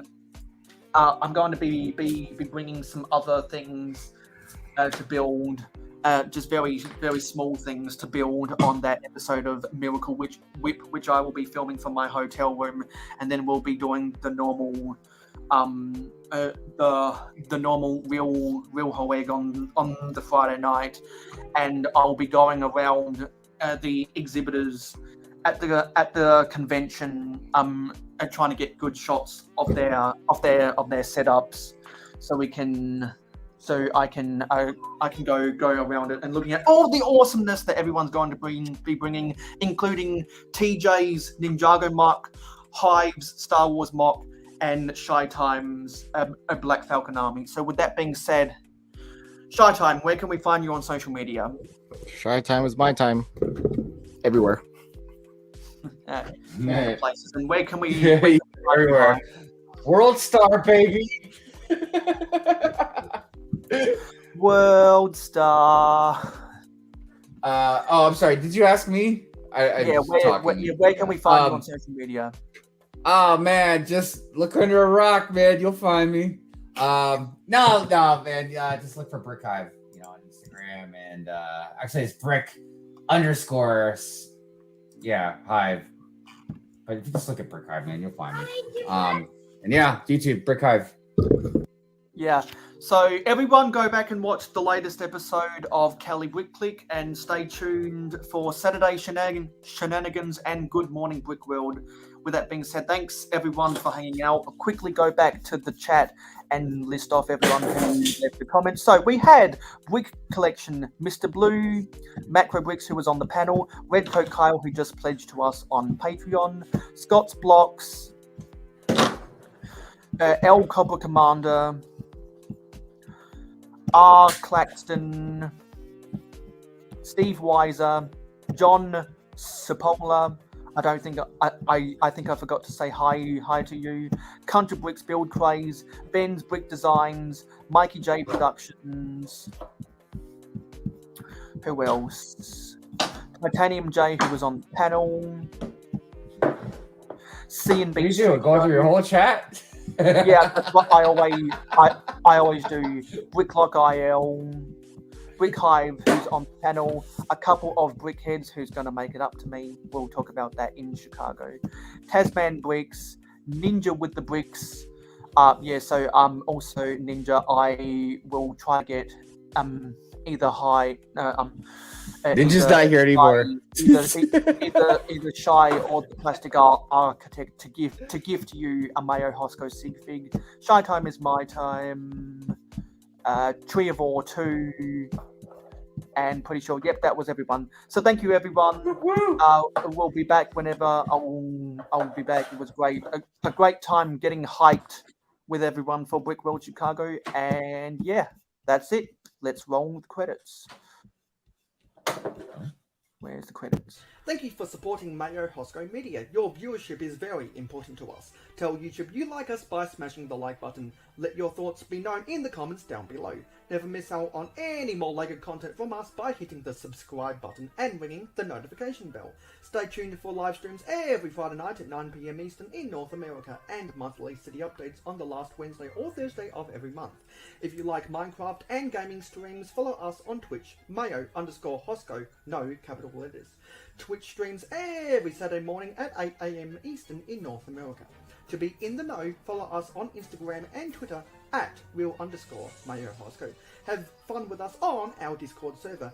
Friend us on Facebook and join the fan club group. For business inquiries, email us at mayohosko@gmail.com. For historical inquiries, check out our website. For special community perks, including behind the scenes, voting rights, and early access videos, become an investor today by pledging to us on Patreon. Links in the description. Watch this video recommended to you, or check out this playlist if you missed any previous videos of the same genre. This has been mayohosko, and I am a fan of old LEGO. #AFOOL.